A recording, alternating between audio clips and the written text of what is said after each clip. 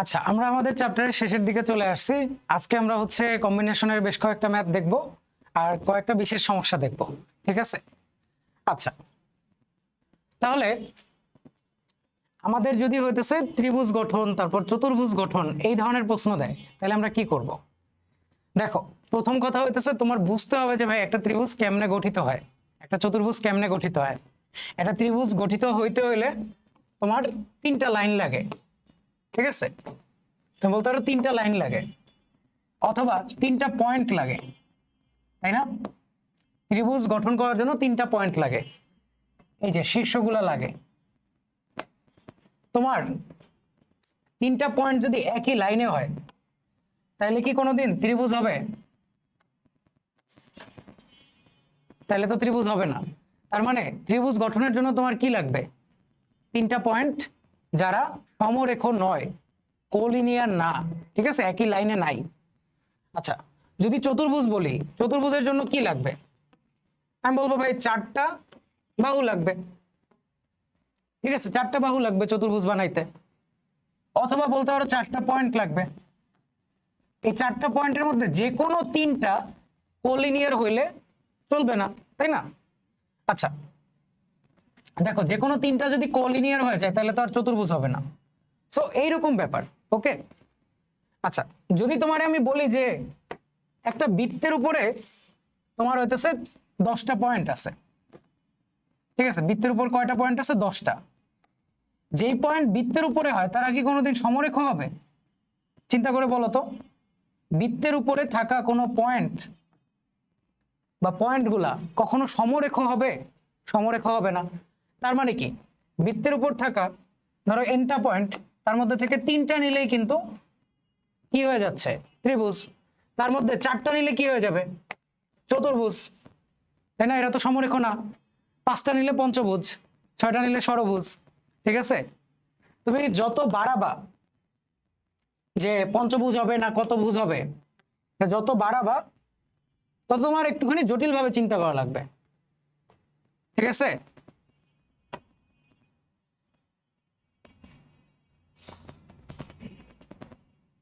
হালকা জটিল ভাবে চিন্তা করা লাগবে যে কোন বিন্দু সমরেখ কিনা, তারপর অন্য কিছু কেস আছে কিনা। সেই কেসগুলো থাকলে কি করবা? বাদ দিয়ে দিবা। আচ্ছা, আমরা আস্তে আস্তে দেখি। আচ্ছা, তোমাকে যদি বলি যে এইখানে কয়টা ত্রিভুজ আছে বের করো, তুমি কিভাবে বের করবা? তুমি প্রথমে চিন্তা করো যে একটা ত্রিভুজ বানাইতে কি লাগে। ত্রিভুজ বানাইতে লাগে হইতেছে এইদার তুমি বলবা তিনটা পয়েন্ট। ঠিক আছে, হয় তিনটা পয়েন্ট লাগে আর নাহলে কি লাগে তোমার? তিনটা রেখা। ঠিক আছে, আচ্ছা, যাক, মজা করতেছি। তিনটা পয়েন্ট লাগে, তিনটা রেখা লাগে। তাহলে এইখানে দেখো সুন্দর মতো রেখা দেওয়া আছে। তোমার কষ্ট করে এখানে আবার পয়েন্ট নিয়ে চিন্তা করা লাগবে? পয়েন্ট নিয়ে কেন চিন্তা করব? তুমি এই রেখাগুলো দিয়েই ত্রিভুজ বানাবা, তাই না?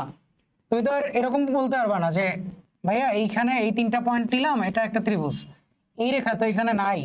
তোমার বলছে এইখানে এই চিত্রে কয়টা ত্রিভুজ আছে এটা বের করো। ওকে, তাহলে তুমি জাস্ট চিন্তা করো যে আমি করলাম কি, এই যে তিনটা রেখা আছে, ঠিক আছে, এই তিনটা যে রেখা আছে তাদের মধ্যে থেকে যে কোনো একজনকে সিলেক্ট করলাম। ঠিক আছে, কথার কথা আমি মাঝের জনকে সিলেক্ট করছি, মাঝের জনকে সিলেক্ট করছি। ওকে, তাহলে এগুলো আর থাকবে না, বাদ এগুলা। আচ্ছা, উপরের দিকে কয়টা রেখা আছে দেখো? এই একটা, এই একটা, এই একটা, এই একটা। ঠিক আছে, চারটা রেখা আছে।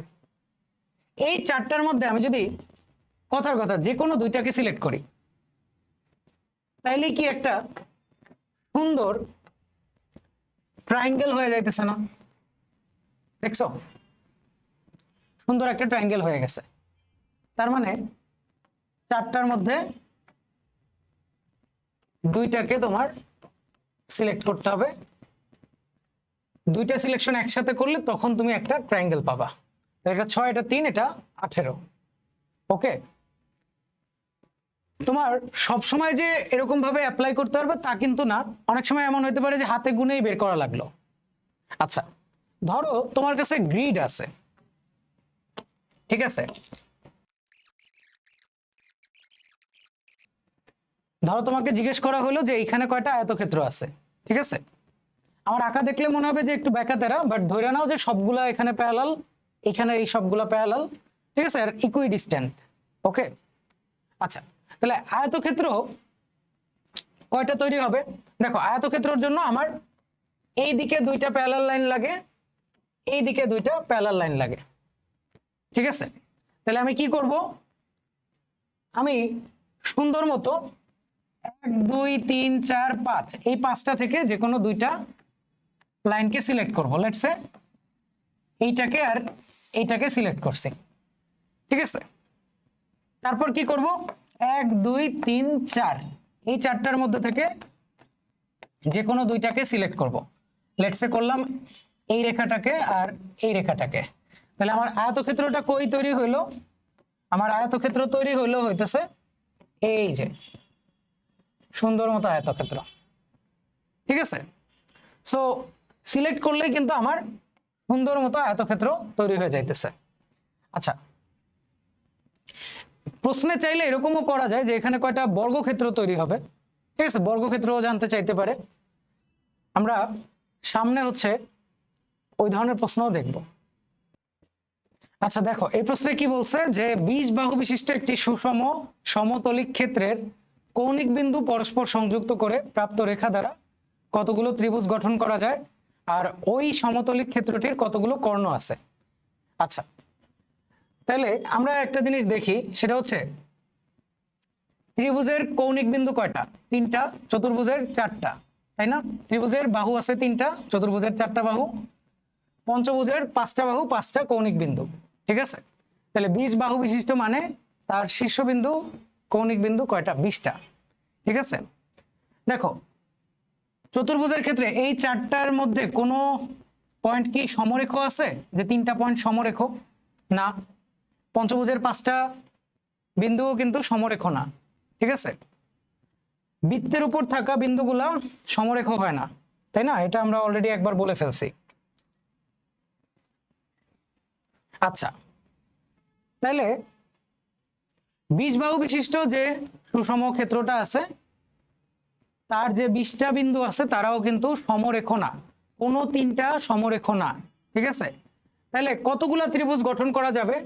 20টা অসমরেখ বিন্দু থেকে 3টা চুজ করলেই তোমার ত্রিভুজ ডান, ঠিক আছে। আচ্ছা, তাহলে ত্রিভুজ তো গেল। আরেকটা জিনিস চিন্তা করো, ধরো তোমার কাছে আছে একটা চতুর্ভুজ, ঠিক আছে। তোমাকে যদি আমি জিজ্ঞেস করি চতুর্ভুজের কর্ণ কয়টা, তুমি আমারে বলবা ভাইয়া চতুর্ভুজের কর্ণ হইতেছে 2টা। এটা কোনো প্রশ্ন জিজ্ঞেস করলেন? চতুর্ভুজের কর্ণ হচ্ছে 2টা, ঠিক আছে। আচ্ছা, চতুর্ভুজের শীর্ষবিন্দু কয়টা? 4টা।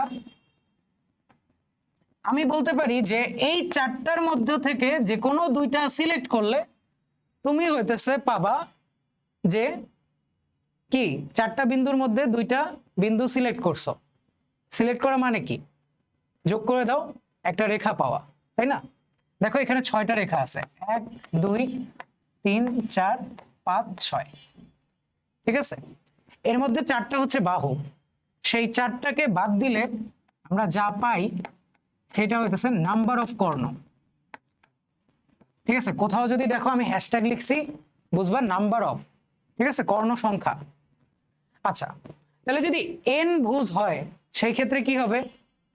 n ভুজ হইলে এনটার মধ্য থেকে 2টা নিলে তুমি হচ্ছে টোটাল সরলরেখার সংখ্যা পাবা, সেইখান থেকে এনটা বিয়োগ দিয়ে দিলে তুমি পাবা হচ্ছে কর্ণ সংখ্যা, ঠিক আছে। এনটা অসমরেখ বিন্দু থেকে 3টা নিলে তুমি পাবা নাম্বার অফ ত্রিভুজ, ঠিক আছে। আচ্ছা, এর মধ্যে যদি কোনোগুলা সমরেখ হইতো তাহলে কি হইতো? ধরো তোমারে বললাম যে n সংখ্যক বিন্দুর মধ্যে m সংখ্যক হচ্ছে সমরেখ, ঠিক আছে, বাকিগুলো অসমরেখ। তাইলে বিন্দু সংযোজন করে কয়টা সরলরেখা পাবা আর কয়টা ত্রিভুজ পাবা? আচ্ছা, জিনিসটা এমনি চিন্তা করো যে লেটস সে তোমার কাছে 4টা বিন্দু আছে সমরেখ, 1 2 3 4, ঠিক আছে, 4টা বিন্দু আছে সমরেখ। আর ধরো আরো কয়েকটা বিন্দু আছে 1 2 3 4 5 6। আচ্ছা, যারা অসমরেখ, ঠিক আছে, একটু মাথায় রাখবো যে এরা যেন সমান রেখায় না এসে পড়ে, ঠিক আছে, মোটামুটি মনে হয় অসমরেখ আঁকতে পারছি। আচ্ছা, আমি যদি বলতাম যে সবাই হচ্ছে অসমরেখ, তাহলে 1 2 3 4 5 6 7 8, এই 8টা থেকে 3টা চুজ করলেই আমি নাম্বার অফ ট্রায়াঙ্গেল পাইতাম। কিন্তু আমরা দেখতেছি এর মধ্যে 4টা হচ্ছে কি সমরেখ, তার মানে ওই 4টার মধ্যে 3টা নিলে আমরা ত্রিভুজ পাবো না, ঠিক আছে, তাই এটাকে বাদ দিতে হবে। ওকে, আচ্ছা, রেখার হিসাবটা কিরকম হবে? যে কোনো 2টা পয়েন্ট নিলেই একটা রেখা, যে কোনো 2টা পয়েন্ট নিলেই একটা রেখা, নিলেই রেখা, নিলেই রেখা, ঠিক আছে, এখানেও নেওয়া যাবে, একটা রেখা হয়ে যাবে। তাহলে 8টা পয়েন্টের যে কোনো 2টা নিলে একটা রেখা হবে। ওকে, কিন্তু ওয়েট, এই 2টা জয়েন করা যে রেখা, এই 2টা জয়েন করাও কিন্তু একই রেখা, ঠিক আছে, সরলরেখার হিসাবে এরা কিন্তু সেম। সমরেখ মানে কি একই সরলরেখায় আছে, তার মানে এই 4টার মধ্য থেকে 2টা নেওয়া যাবে না, তাই না? নিলে সেগুলা রেখা হবে না। আমি কি ঠিক বলতেছি? তুমি বলবা ভাইয়া না, এইটা তো একটা রেখা, এটারে তো কাউন্ট করতে হবে। ভাই +1 দিয়ে দাও না, তাইলেই তো হয়, তাই না? সো 8 আর 4-এর জায়গায় n আর m আছে, অ্যান্সার কি হবে? nc3 মাইনাস mc3,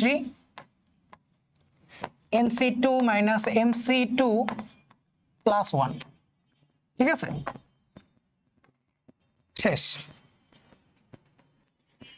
আচ্ছা, এই আইডিয়াগুলো কিন্তু খুবই ইম্পর্টেন্ট, ম্যাথগুলো ইম্পর্টেন্ট না, মানে তুমি ভাইবো না যে এটা একটা ম্যাথ, এটা একটা টাইপ, এটাকে এভাবে শিখতে হয় না। তুমি চিন্তা করো যে যুক্তিটা কি, লজিকটা কি, ঠিক আছে।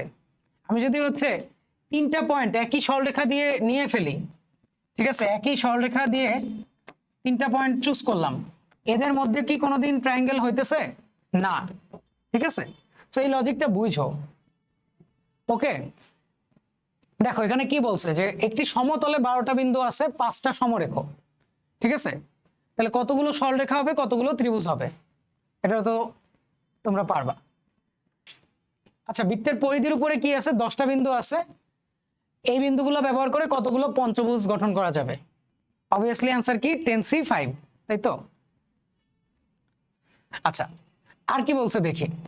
একটা সমতলে 7টা সমান্তরাল সরলরেখা ও 6টা অন্য সমান্তরাল সরলরেখা আছে, তাদের ছেদ করেছে। আচ্ছা আচ্ছা, মানে 7টা সমান্তরাল সরলরেখা আছে আর 6টা সমান্তরাল সরলরেখা আছে যারা ওই 7টাকে ছেদ করছে, ঠিক আছে। আচ্ছা, এখানে আবার বলে দিছে যে প্রথম সেটের সাথে সরলরেখাগুলা সমকোণ, তাহলে তোমাকে জিজ্ঞেস করতেছে কতগুলো সামান্তরিক হবে। আচ্ছা, প্রথম কথা হইতেছে সামান্তরিকের জন্য সমকোণ লাগতো না, ঠিক আছে। তো এখানে সামান্তরিক না বলে আয়ত বললেই হয়তো, ঠিক আছে। আর যদি সামান্তরিক চায় তাহলে এই সমকোণের দরকার নাই আর কি। আচ্ছা, আমাদের অ্যান্সার কি হবে? 7টার মধ্য থেকে 2টা নিব, 6টার মধ্য থেকে 2টা নিব, তাহলেই আমরা নাম্বার অফ সামান্তরিক পেয়ে যাব, ঠিক আছে। শুরুতেই আমরা এটা দেখে আসছি। আর যদি সমকোণ হয় তাহলে এটা নাম্বার অফ রেক্ট্যাঙ্গেল, আয়ত। 7টা সরলরেখার দৈর্ঘ্য দেওয়া আছে 1 2 3 4 5 6 7। দেখাও যে একটি চতুর্ভুজ গঠন করতে তাদের 4টি সরলরেখা যত প্রকারে বাছাই করা যায় তার সংখ্যা 32। ওমা, আচ্ছা, চতুর্ভুজ গঠন করতে হলে আমার কি লাগবে? 7টা বাহুর মধ্য থেকে 4টাকে চুজ করতে হবে। 7c4 আর 7c3 একই কথা, আর আমার মনে পড়ে এটার ভ্যালু আসে হচ্ছে 35, ঠিক আছে। 7c3 ভ্যালু হচ্ছে 35। আচ্ছা, তার মানে 3টা কেস বাদ দেওয়া লাগবে, যেই 3টা কেসে আসলে চতুর্ভুজ হবে না। আচ্ছা, চতুর্ভুজ কখন হবে না? চিন্তা করি তো, চতুর্ভুজ কখন হয় না? ধরো চতুর্ভুজের মধ্যে কিন্তু একটা ত্রিভুজ থাকে, তাই না? চতুর্ভুজের মধ্যে আমার একটা ত্রিভুজ থাকে, তাহলে ধরো এটা এ, এটা বি, এরকম যদি হয় আমরা ট্রায়াঙ্গেল ইনইকুয়ালিটি দিয়ে জানি যে এ প্লাস বি কি আসা লাগবে, গ্রেটার দেন সি আসা লাগবে, তাই না? আচ্ছা, ধরো সি আর এখানে আছে ডি, এটা ধরো ই। ওকে, তুমি কি বুঝতেছো যে C plus D, C plus D এটা ই এর চেয়ে বড় হবে, তাই না? আবারও ট্রায়াঙ্গেল ইনইকুয়ালিটি আমরা ইউজ করলাম। আচ্ছা, সি এর বদলে আমি লিখতে পারি চাইলে এ প্লাস বি প্লাস ডি, এইটা হচ্ছে এর চেয়ে বড়। এইটা যদি হয় তাহলে চতুর্ভুজ হবে, নাহলে চতুর্ভুজ হবে না, ঠিক আছে? আচ্ছা, তাহলে প্রথম কেস দেখো যে 1 2 3, 1 2 3 যোগ করলে আসে 6, ঠিক আছে? বড় হইতে হবে, তার মানে এই তিনটা যদি বাহু হয় তার সাথে চতুর্থ বাহু হিসেবে 6 অথবা 7 এরা বসতে পারবে না, কারণ এই যোগফলটা 6, 6 আর 7 কে কি হইতে হইতো, যোগফলটা অন্য যে বাহু আছে তার থেকে বড় হইতে হবে, কিন্তু 6 আর 7 তো কি একটা সমান আর একটা নিজেই বড়, তাহলে এই দুইটা কেস বাদ, ঠিক আছে? তো হচ্ছে সুন্দর মতো লিখে দিলেই হবে যে 1 2 3 6, এইটা 1 2 3 7, এইটা কোনো চতুর্ভুজ তৈরি করবে না। আরেকটা কেস কি হবে দেখো, 1 2 4, ঠিক আছে? 1 2 4 যোগ করলে আসে হচ্ছে 7, সো যোগফল 7 থেকে কি বড় না ছোট? সমান, ঠিক আছে? চতুর্থ বাহু হিসেবে তুমি যে 7 কে নিতে পারবে না তো, কারণ বাকি যে তিনটা বাহু তুমি নিছো তাদের যোগফলই 7 আসছে, ঠিক আছে? যোগফলকে অলওয়েজ কি চতুর্থটার চেয়ে বড় হইতে হবে। ওকে, সো এটাও হইতেছে না, মানে তিনটা কেস বাদ। তাহলে উত্তর কত? 35 - 3 মানে 32। সেটা কিন্তু তোমার বোর্ড এবং অ্যাডমিশনের জন্য খুবই ইম্পর্টেন্ট একটা ম্যাথ, এবং এইটা তোমার হচ্ছে বিসিএস এও আসছে, ঠিক আছে? বিসিএস এও আসছে, তো সামনে যারা বিসিএস দিবা তোমাদের কিন্তু এই জিনিসগুলো লাগবে, ঠিক আছে? আচ্ছা, এখানে দেখো বলছে কি যে চিত্রে কয়টা ত্রিভুজ আছে। আচ্ছা, আমরা ত্রিভুজ কিভাবে বের করতে পারি? আমরা এভাবে চিন্তা করতে পারি যে এইখানে তিনটা বাহু আছে, দেখো 1 2 3, ঠিক আছে? এই তিনটার মধ্যে যে কোনো দুইটা নিলাম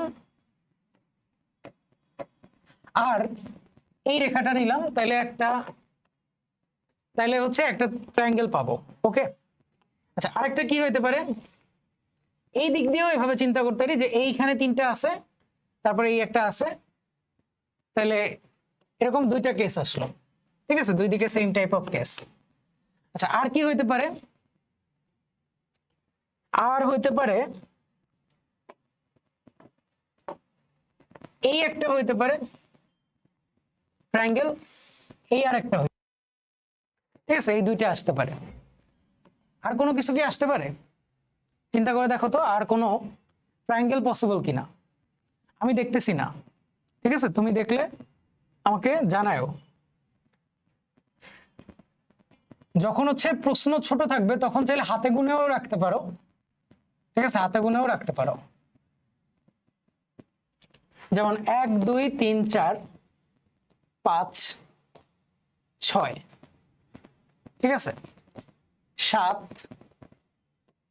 8, 8টা আসছে, এখানেও সম্ভবত 8টা আসবে। 3p2 হচ্ছে 6, 6 আর 2 হচ্ছে তোমার 8। দেখো ভাইয়ার কোনো গুনতে ভুল হয়েছে কিনা। আচ্ছা, দেন ধরো তোমাকে এরকম ভাবে আমি গ্রিডে পয়েন্ট দিয়ে দিছি, ঠিক আছে? এখানে কয়টা পয়েন্ট আছে দেখো, 1 2 3 4 5, 1 2 3 4 5। তো এখানে হচ্ছে তোমার 5x5 এর একটা গ্রিড আছে, ঠিক আছে? আমি তোমারে বললাম কি যে কোনো তিনটা বিন্দু তুমি যুক্ত করবা, তাহলে টোটাল কয়টা ট্রায়াঙ্গেল হবে? আচ্ছা, তাহলে কয়টা ট্রায়াঙ্গেল হবে? মোট 25টা বিন্দু আছে, 25টার যে কোনো তিনটা জয়েন করলেই কিন্তু একটা ট্রায়াঙ্গেল হইতে পারতো, ঠিক আছে? 25টার যে কোনো তিনটা জয়েন করলেই একটা ট্রায়াঙ্গেল হইতে পারতো, কিন্তু যেই সব বিন্দু একই সরলরেখায় আছে, ঠিক আছে, যেই সব বিন্দু একই সরলরেখায় আছে তাদের মধ্য থেকে তিনটাকে চুজ করলে তো একটা ট্রায়াঙ্গেল হবে না। তাহলে কি 1 2 3 4 5 পাঁচটা রেখা আছে, ঠিক আছে, পাঁচটা রেখা আছে। সেই পাঁচটা রেখার ক্ষেত্রে পাঁচটা করে বিন্দু আছে, তার মধ্য থেকে তুমি তিনটাকে নিলে তারা একটা ট্রায়াঙ্গেল গঠন করবে না। আচ্ছা, পাঁচটা রেখা খালি এদিকে আছে, এদিকেও পাঁচটা আছে না, 1 2 3 4 5, এদিকেও তো পাঁচটা আছে। তাহলে টোটাল এরকম কয়টা, টোটাল এরকম কয়টাই আছে? তোমার কয়টা রেখা আছে? আচ্ছা, এটাই কি শেষ, যে পাঁচটা ইসে আর পাঁচটা ইসে? তুমিও খুশি আমিও খুশি। আরো কি কেস বাদ দেওয়া লাগবে? চিন্তা করে দেখো তো।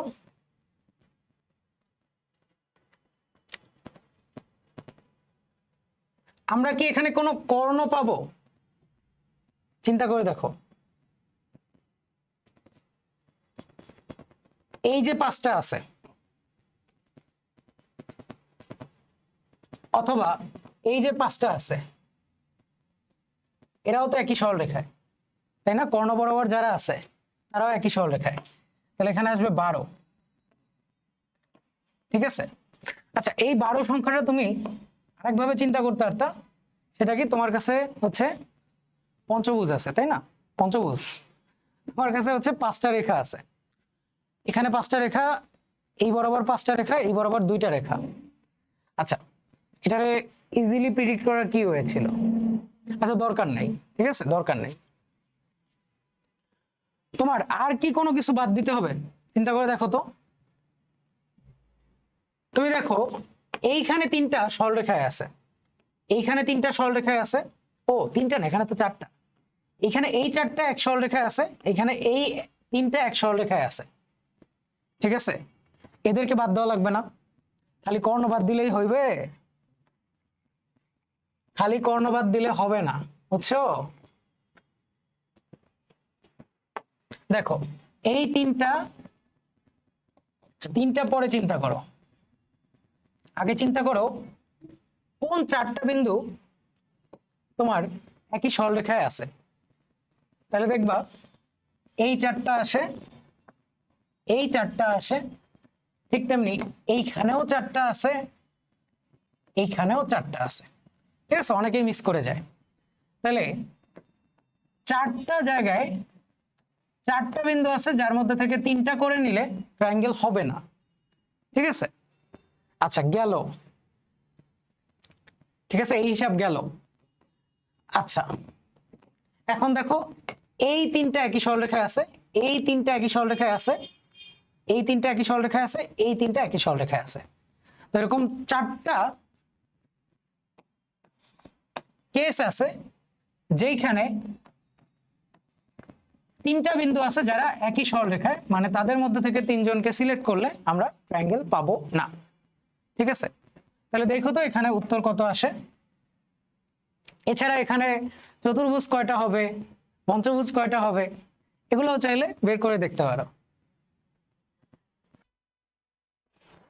সো আমরা শুরুর দিকে বলছিলাম যে কম্বিনেশন মানে হচ্ছে কি বাছাই, ঠিক আছে, বা দল গঠন করা। সো আমরা দল গঠনের ম্যাথ দেখবো এখন। তোমাকে বলছে কি, দেখো যে 6 জন ও 4 জনের দুইটা দল থেকে 11 জন খেলোয়াড়ের একটি ক্রিকেট টিম গঠন করতে হবে। আচ্ছা, এটা 4 জন না, এটা 8 জন, সরি, ঠিক আছে। দেখো এখানে 6 লেখা, তার মানে এটা অবভিয়াসলি কি 8, ঠিক আছে, ইংলিশে লেখা। তাহলে 6 জন ও 8 জনের দুটি দল থেকে 11 জন খেলোয়াড়ের একটি ক্রিকেট টিম গঠন করতে হবে, যেন 6 জনের দল থেকে অন্তত 4 জন খেলোয়াড় টিমে থাকে। আচ্ছা, তাহলে এখানে আমরা কি করি, নরমালি শর্ত পূরণ করে দেই। 6 থেকে 4 জন থাকবে, টোটাল লাগবে 11 জন, তার মানে আরো কত, 7 জন লাগবে। এই 7 জনকে কোথা থেকে নিব, ওই 8 জন থেকে। তারপরে বলছে অন্তত 4 জন, তার মানে কি 5 জনও তো হইতে পারে। এখানে 5 জন নিলে এখানে কয়জন নিব, 6 জন নিব, টোটাল 11। কাদের মধ্যে থেকে নিতেছি, ওই যে 8 জন থেকে। আচ্ছা 6 জন থেকে 6 জনকেই নিয়ে ফেলি, তাহলে 8 জন থেকে 5 জনকে নিব, তাহলে 6 আর 5 11 হয়ে যাবে। আচ্ছা তো এটা যোগ করে অ্যান্সারটা এখানে লিখে দিবা, ঠিক আছে। এইগুলা সবচেয়ে সহজ ম্যাথ এবং এগুলা বুয়েটে সবচেয়ে বেশি আসে, ঠিক আছে। আচ্ছা বুয়েটেই আসছে। আচ্ছা দেখো কি বলছে যে 4 জন ভদ্র মহিলা সহ 10 ব্যক্তির মধ্যে 5 জনের একটি কমিটি কত প্রকারে গঠন করা যেতে পারে যাতে কমিটিতে অন্তত একজন ভদ্র মহিলা থাকে। ওকে আচ্ছা দেখো 4 জন সহ বলছে 10 জন, ঠিক আছে। এর মানে টোটাল ব্যক্তি আছে কয়জন? 10 জন। তার মধ্যে 4 জন মহিলা, ঠিক আছে। 4 জন হচ্ছে মহিলা, তাহলে পুরুষ কয়জন? 6 জন পুরুষ। তোমাকে কি বলছে? 5 জনের একটা কমিটি বানাইতে যাতে অন্তত একজন ভদ্র মহিলা থাকে, ঠিক আছে। আচ্ছা আমি বললাম কি যে ভাই 10 জনের থেকে আমি 5 জনকে নিয়ে নিলাম, ঠিক আছে। 10 জনের মধ্যে থেকে 5 জনকে নিয়ে নিছি। এর মধ্যে যদি এমন দল থাকে যেখানে সব বেডা ছিল, ঠিক আছে, সব ছিল পুরুষ, তাহলে ওটারে বাদ দিয়ে দেই, তাইলেই তো অন্তত একটা মহিলা হবে, তাই না? যেহেতু বলছে অন্তত একটা মহিলা, মানে একটা মহিলা, দুইটা মহিলা, তিনটা মহিলা, চারটা মহিলা, এরকম, ঠিক আছে। 6 জনের মধ্যে থেকে যদি আমি 5 জনকে নিতাম তাহলে তো অল বেডার গ্রুপ, ঠিক আছে, অল বেডা আলা গ্রুপ। সো অল বেডা নিলে হবে না, অন্তত একটা মহিলা থাকা লাগবে। তাহলে অ্যান্সার কত হবে? 10c5 - 65, ঠিক আছে। আচ্ছা আমি এভাবে করছি, তুমি কিভাবে করবা? তুমি বলবা ভাইয়া 4 জন মহিলার 1 জন মহিলা অন্তত নিছি, তাইলে বাকি যে 6 জন পুরুষ আছে সেখান থেকে কয়জনকে নিব? 5 জনকে, নাকি 4 জনকে, কারণ টোটাল 5 জন। তারপর কি? দুইটা মহিলা, এখানে কি 3টা বেডা, 3টা মহিলা, তারপর কি 2টা বেডা, 4টা মহিলা, 1টা বেডা, ঠিক আছে। তো এভাবেও করতে পারতা, তুমি দেখবা অ্যান্সার আসে কিনা, ঠিক আছে। 10c5 - 65 246 আসে। এটাও কি 246 দেয় কিনা দেখো। 4 × 64, 64 কে 62 লেখা যায়। 4c2 হচ্ছে 6 আর 63 হচ্ছে, ভুলে গেছি, 4c3 হচ্ছে 4, 62 হচ্ছে 6c2, 62 মানে 15। আচ্ছা দরকার নাই, 4c4 মানে 1 আর 6c1 মানে হচ্ছে 6। আচ্ছা এটাও আসছে 246, ঠিক আছে। তো আমি যে কাজটা শুরুতে করছি এটাকে বলে কমপ্লিমেন্ট মেথড, ঠিক আছে। তুমি যদি দেখো যে কমপ্লিমেন্টে খুব কম জিনিস বিয়োগ দিলে তুমি ইজিলি অ্যান্সারে আসতে পারতেছো। তোমার বলছো অন্তত একটা ভদ্রমহিলা যেন থাকে, তুমি করলা কি? একটা করলা 10 জন থেকে 5 জন নিয়ে গ্রুপ, তুমি বললা কি এর মধ্যে তো এমন গ্রুপও পড়ে গেছে যার মধ্যে অল বেডা আছে, তাহলে অল বেডার গ্রুপের সংখ্যাটা বাদ দিয়ে দেই, কাজ শেষ, ঠিক আছে। আচ্ছা আচ্ছা দেখো এই প্রশ্নে কি বলছে? 6 জন ছাত্র এবং 5 জন ছাত্রী থেকে 5 জনের একটা কমিটি বানাইতে হবে যেন অন্তত একজন ছাত্র থাকে, একজন ছাত্রী থাকে। তাহলে কত প্রকারে বানানো যাবে? তুমি বলবা ভাইয়া আগের মতো করেন, টোটাল 11 জন আছে, সেখান থেকে 5 জন নেন। এর মধ্যে তো এমন গ্রুপ পড়ে গেছে যেখানে কোনো ছাত্র নাই আর একটা কোনো ছাত্রী নাই, ঠিক আছে। তাহলে কোনো ছাত্রী নাই এরকম গ্রুপ আছে এটা, কোনো ছাত্র নাই এরকম গ্রুপ হইতেছে এটা, তাহলে এই দুইটা দিয়ে দেন বাদ, ঠিক আছে, তাহলে তো শেষ। দেখো এই প্রশ্নে কি বলছে? 7 জন লোকের একটি দল 2টি যানবাহনে ভ্রমণ করবে, যার একটিতে 7 জনের বেশি, অপরটিতে 4 জনের বেশি ধরে না, তাহলে দলটি কত প্রকারে ভ্রমণ করতে পারবে? আচ্ছা সিম্পলি চিন্তা করো যে তোমার কাছে 2টা বাস আছে, বাস 1 আর বাস 2, ঠিক আছে। তুমি জাস্ট চিন্তা করো যে প্রথমটাতে লেটস সে আমি 7 জনকে বসাই দিছি, তাহলে দ্বিতীয়টায় কাউকে বসাইতে হবে না। প্রথমটায় আমি 6 জনকে বসাইলে দ্বিতীয়টায় 1 জন বসবে, প্রথমটায় 5 জনকে বসাইলে দ্বিতীয়টায় 2 জন বসবে, প্রথমটায় 4 জন বসলে দ্বিতীয়টায় 3 জন বসবে, আর প্রথমটায় 3 জন বসলে পরেরটায় 4 জন বসবে। এরপর প্রথমটায় যদি 2 জনকে বসাই তাহলে দ্বিতীয়টায় 5 জন বসবে, অ্যান্ড এইটা কিন্তু ভ্যালিড না, তাই না? বলছে যে দ্বিতীয়টায় 4 জনের বেশি বসতে পারবে না, সো এটা বাদ। এন্ড অবভিয়াসলি পরের গুলাও বাদ, লাইক 1 জন, 6 জন, 0 জন, 7 জন, ওটাও হবে না। তাহলে এই হইতেছে আমার কেসগুলা যেগুলো ভ্যালিড, ঠিক আছে? আচ্ছা, এইখানে তুমি এভাবে চিন্তা করতে পারো যে ওই 7 জন থেকে আমি 0 জনকে সিলেক্ট করব এবং তাদেরকে 2 নম্বর বাসে বসায় দিব, ঠিক আছে?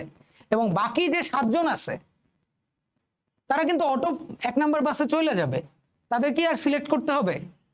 তুমি বলতে পারো হ্যাঁ ভাইয়া সিলেক্ট তো করতে হবে, 7 জন আছে, 7 জন থেকে 7 জনকে সিলেক্ট করব, ঠিক আছে? একভাবে করা যাবে, ওইটা এখানে গুণ দিব, ইচ্ছা হলে দিও। আচ্ছা, 7 জন থেকে একজনকে চুজ করব, দেখো 7 জন থেকে একজনকে চুজ করে 2 নাম্বার বাসে বসায় দিব, বাকি যে 6 জন আছে তারা 1 নাম্বার বাসে অটো চলে যাবে। তো এখানে 6C6 লেখা না লেখা সেম, ঠিক আছে? আচ্ছা, তো এইভাবেই আসবে 7C2, 7C3, 7C4, ঠিক আছে? আর 7C5, 7C6, 7C7 ওগুলো আসবে না। আচ্ছা, তাহলে এটার উত্তর কত আসে সবাই হচ্ছে বের করে কমেন্ট করো, ঠিক আছে? এন্ড এটাও কিন্তু তোমার ভর্তি পরীক্ষা এবং এইচএসসি এর জন্য ইম্পর্টেন্ট ম্যাথ। আচ্ছা, আমরা আগেই বলে আসছিলাম যে কিছু জিনিসকে সর্বদা ইনক্লুড করে এবং সর্বদা এক্সক্লুড করে কিভাবে বিন্যাস করতে হয়, সেখানে আমরা বিন্যাস করছিলামই কম্বিনেশন ইউজ করে। সো এই অংশ আমাদের করা শেষ, ঠিক আছে? আচ্ছা, দেন এইটা হইতেছে একটুখানি বলতে পারি যে তোমাদের জন্য একটু কঠিন টপিক, ঠিক আছে? তোমরা এই টপিকটা নর্মালি বুঝতেই পারো না। বলছে কি দেখো, দলে বা গ্রুপে বিভক্তিকরণ, তোমার কাছে P+Q সংখ্যক জিনিস আছে, তাদেরকে তুমি 2টা দলে বিভক্ত করবা, যেন এক দলে P সংখ্যক জিনিস থাকে, অন্য দলে Q সংখ্যক জিনিস থাকে, এবং এইখানে P not equal to Q হইতে হবে, ঠিক আছে? যদি সেইটা হয় তাহলে কতভাবে তাদেরকে বিন্যাস করা যাবে, বিন্যাস না, কতভাবে তাদেরকে সমাবেশ করা যাবে? P+Q সংখ্যক জিনিস আছে, সেখান থেকে তুমি পিটাকে সিলেক্ট করে একটা দলে কি করলা, বসায় দিলা, তাহলে বাকি যে কিউ সংখ্যক জিনিস আছে তারা দলে চলে যাবে, ঠিক আছে? তাহলে এখানে কি আসবে দেখো, এটাকে বলা যাবে P+Q ফ্যাক্টোরিয়াল বাই, এখানে কি আসবে তোমার P ফ্যাক্টোরিয়াল ইনটু হচ্ছে P+Q মাইনাস P, যেটা হচ্ছে Q ফ্যাক্টোরিয়াল, রাইট? আচ্ছা, সো তোমাকে যখন বলবে দলে বিভক্ত করা, তখন তুমি এক্স্যাক্টলি এই কাজটাই করবা, P+Q factorial by P factorial Q factorial. আচ্ছা, আমাদের বইগুলোতে জাস্ট 2টা দলে বিভক্ত করাই আছে, ঠিক আছে? যদি তোমাকে অনেকগুলো দলেও বিভক্ত করতে বলে, লেটস সে n সংখ্যক জিনিসকে P Q R তারপরে হচ্ছে XYZ এইরকম সংখ্যক দলে বিভক্ত করতে বলছে, তাহলে কি করবা? সিম্পলি n ফ্যাক্টোরিয়াল বাই হইতেছে P factorial Q factorial R factorial X factorial Y factorial Z factorial. আচ্ছা, এখানে একটা ব্যাপার আছে, ঠিক আছে? কি ব্যাপার আছে? তোমাকে যে কথাটা আমি বলতেছিলাম যে P not equal to Q হইতে হবে, এইখানেও এরা আনইকুয়াল হইতে হবে, ঠিক আছে? এরা ইকুয়াল হইলে কি হবে? আমি বললাম কি X Y আর Z ইকুয়াল, ঠিক আছে? ধরো বললাম, তাহলে তুমি এইখানে Y আর Z এর জায়গায় X লিখবা, ঠিক আছে? Y আর Z এর জায়গায় X লিখবা।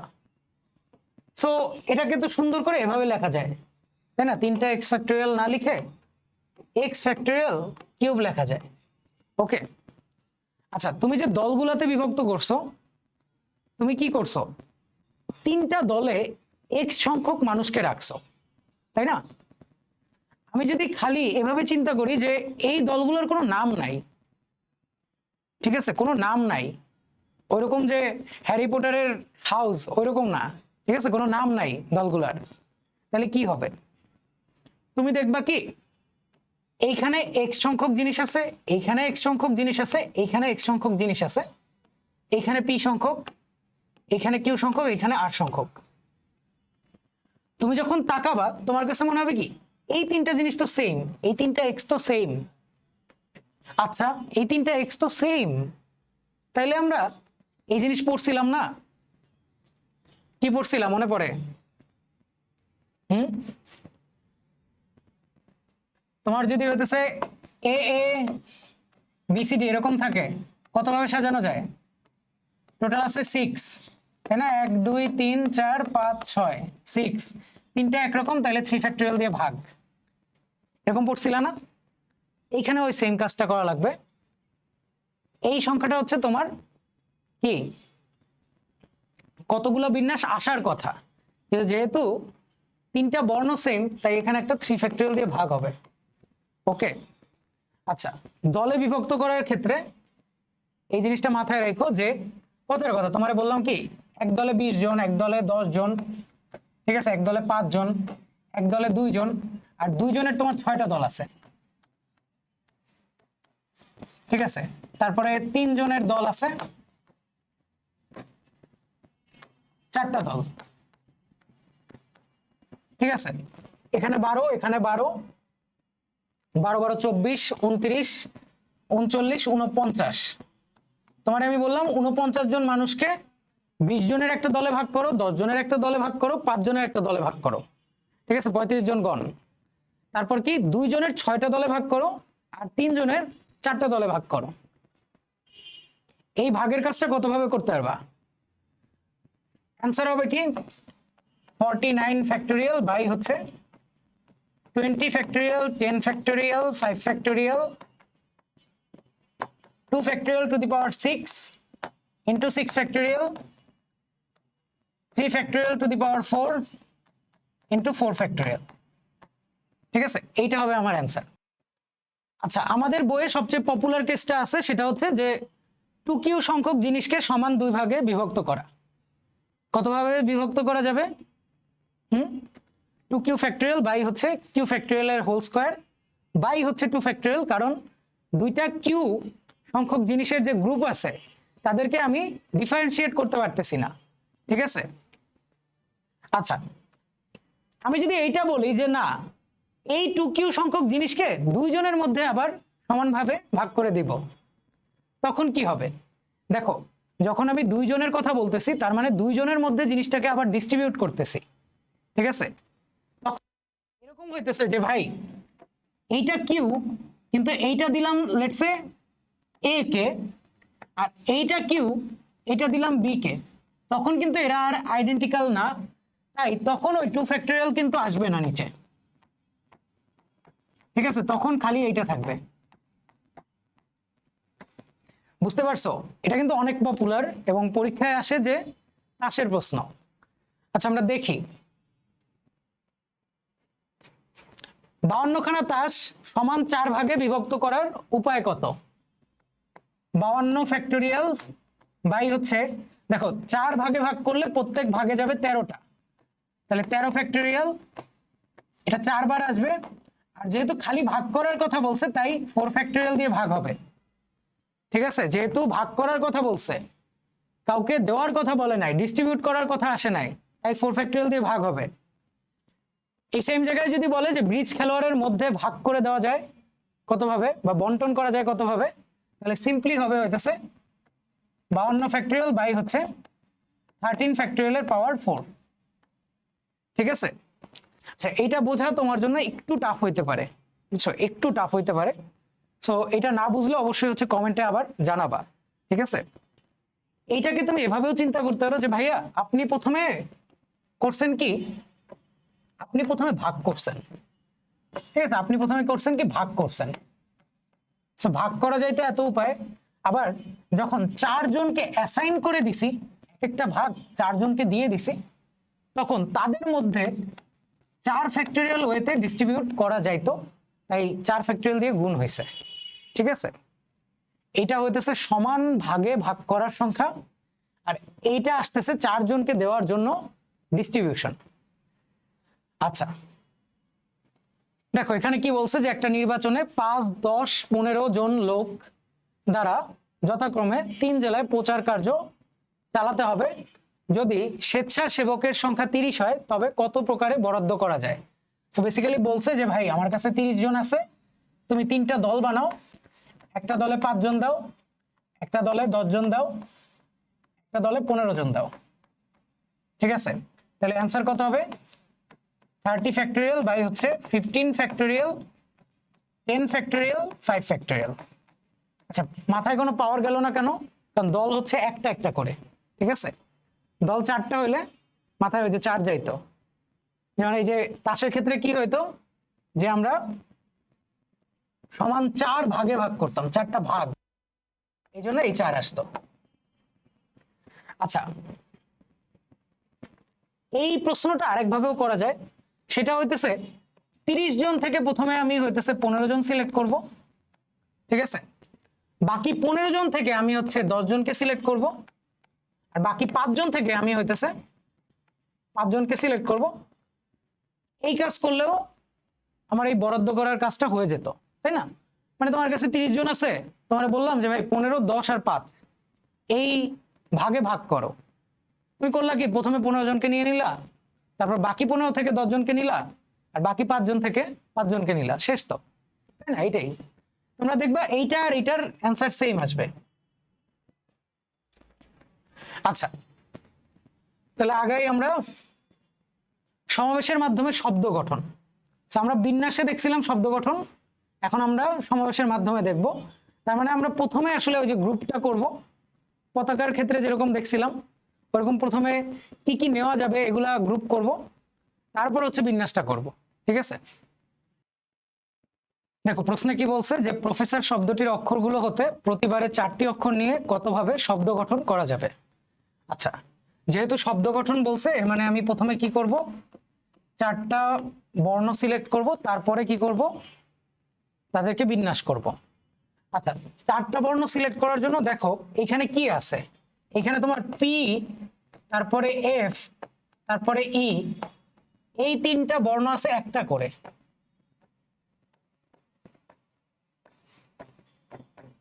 এবং আর ও এস আছে 2টা করে। তুমি যে 4টা জিনিস সিলেক্ট করবা, দেখো এইখানে 6টা বর্ণ আলাদা আছে, তাই না? পি এফ ই আর ও এস, 6টা বর্ণ আলাদা আছে। আমি 6টা ভিন্ন বর্ণ থেকে 4টা বর্ণ সিলেক্ট করে তাদের থেকে 6p4টা শব্দ বানাইতে পারবো। ঠিক আছে, তাহলে এটা গেল একটা ওয়ে যেখানে সবগুলো বর্ণ ভিন্ন, অক্ষর ভিন্ন। আমি আর কি করতে পারি, আমি এমন করতে পারি যে 2টা বর্ণ ভিন্ন এবং বাকি 2টি একই রকমের।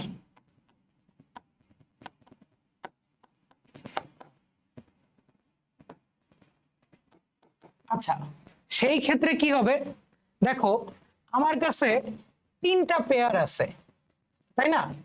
3টা বর্ণ আছে যেখানে আমার 2টা করে বর্ণ আছে। সো আমি এই 3টার যে কোনো একটাকে সিলেক্ট করলেই কিন্তু আমার 2টা বর্ণ সিলেক্ট করা হয়ে গেল, তাই না? ধরো আমি সিলেক্ট করছি হচ্ছে আমার এস কে, ওকে, এস কে সিলেক্ট করার পরে আমার কাছে দেখো 1 2 3 4 5 5টা ভিন্ন বর্ণ বাকি আছে, সেইখান থেকে আমি 2টাকে সিলেক্ট করব এবং টোটাল 4টা বর্ণকে আমি সাজাইতে পারবো 4 ফ্যাক্টোরিয়াল ওয়েতে, যার মধ্যে 2টা সেম, তাই 2 ফ্যাক্টোরিয়াল দিয়ে ভাগ। ঠিক আছে, আচ্ছা আরেকটা কেস কি হইতে পারে, 2টা বর্ণ হ্যাঁ 2টা বর্ণ কি একই রকমের,